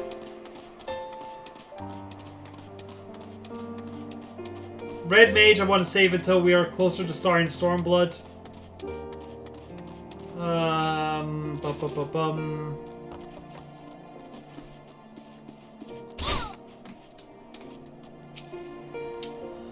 Hey, my old friend Relina. I'll have to face the Archbishop and his cronies, is it? I'd love to go and give those bastards a good walloping myself. That snake Childbrute especially. But I've got to stay here and keep an eye on things. With the Archbishop gone, some of the poor folk might get in their heads to do something stupid like storming the pillars. But blood won't get us what we want. I need to be around to remind them in case they forgot. No need to worry about us anyway. I'll work with Emmerich to preserve the peace. You just concentrate on settling score with the Archbishop, eh?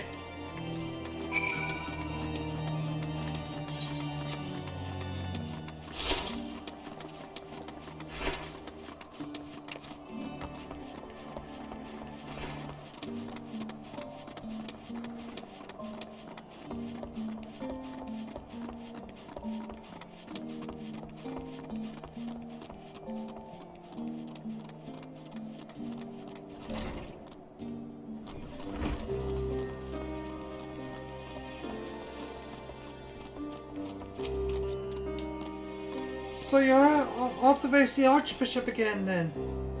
Please be careful and watch over the others, will you? We've lost too many friends as it is. Some may yet return to us, but I couldn't bear to lose anyone else. I just couldn't. I realize it's asking a lot, but you're the strongest person I know, and I don't think there's anything you can't achieve if you put your mind to it. So please, whatever happens, keep everyone safe.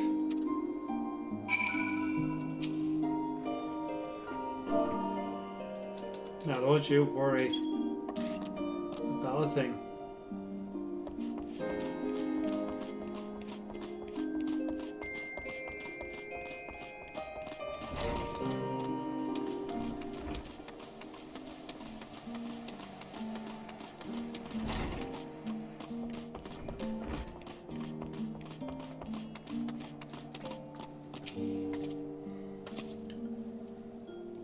This is it then. Go well, my friend. I shall pray to you, the Fury, for your preservation. Maybe perhaps you think it's strange that a daughter of Garlemald should pray. I do not blame you. I used to think it passing strange myself. But all that changed when I discovered something dearer to me than mine own life. Thereafter, praying seemed the most natural thing in the world. Prayer is a born of heartfelt faith. And manipulating the people's beliefs for his own twisted ends, the Archbishop makes a mockery of their very existence. It cannot be borne.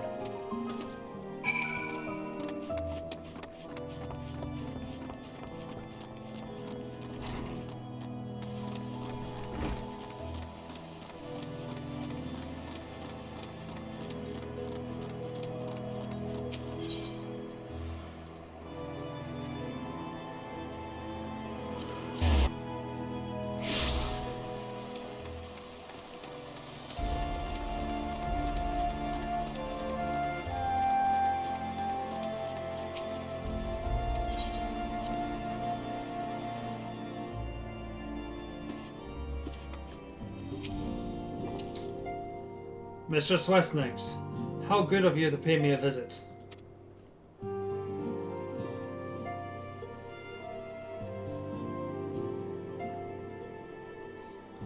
It feels as if it was only yesterday when we first met here in this chamber.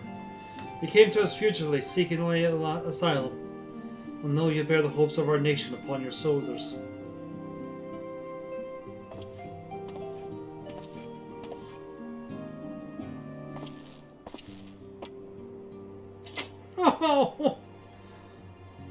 He would not have told you, but where Harshavan begged me to accept you into our household, he described you as hope incarnate.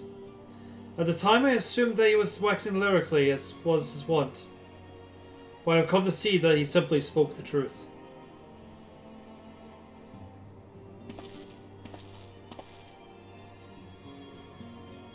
You are hope, a shiny beacon that shall guide the people of Ishgard through the raging snowstorm.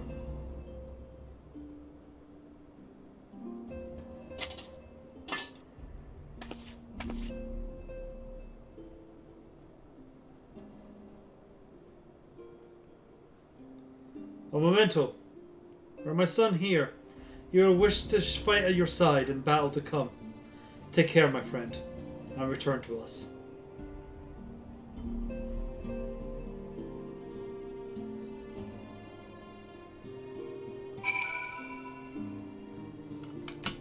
Oh.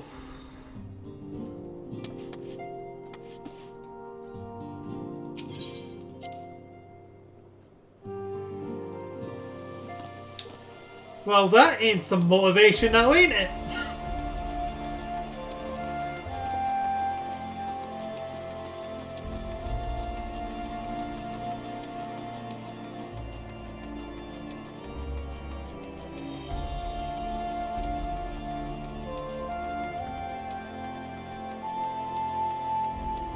Yes, I know I'm taking the long way.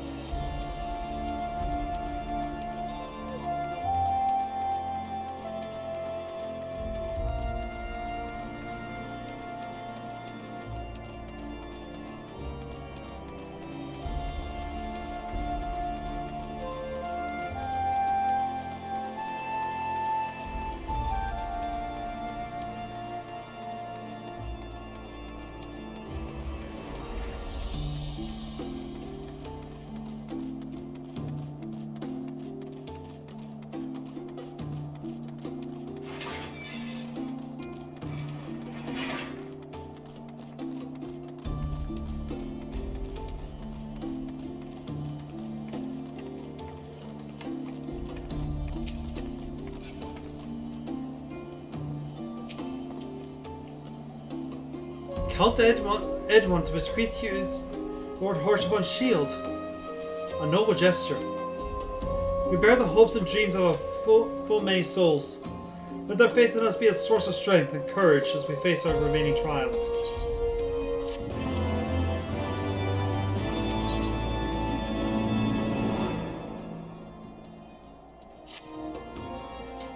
Next time!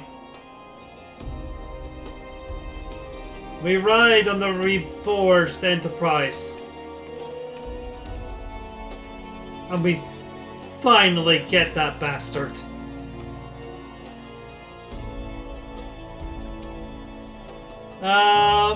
If D&D happens this week, it'll be Portobello over on.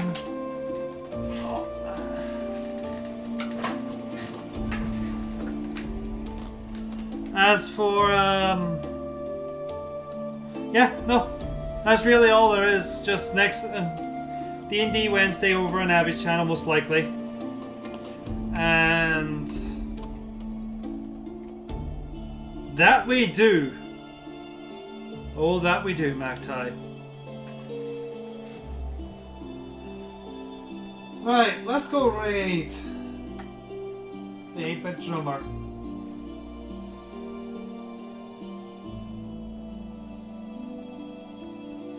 As Mech will be ending soon. And he's the only other person I know still going.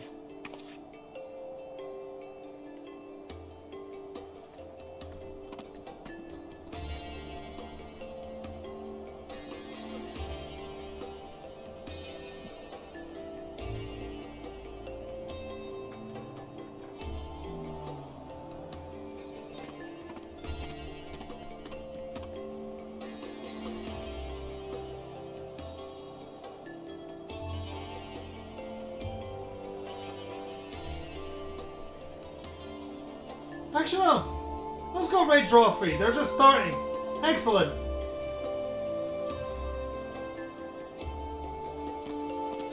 You all have a wonderful week.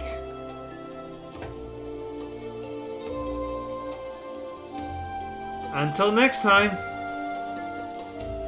Cheery bye. Oh, cheery, cheery. Cheery bye.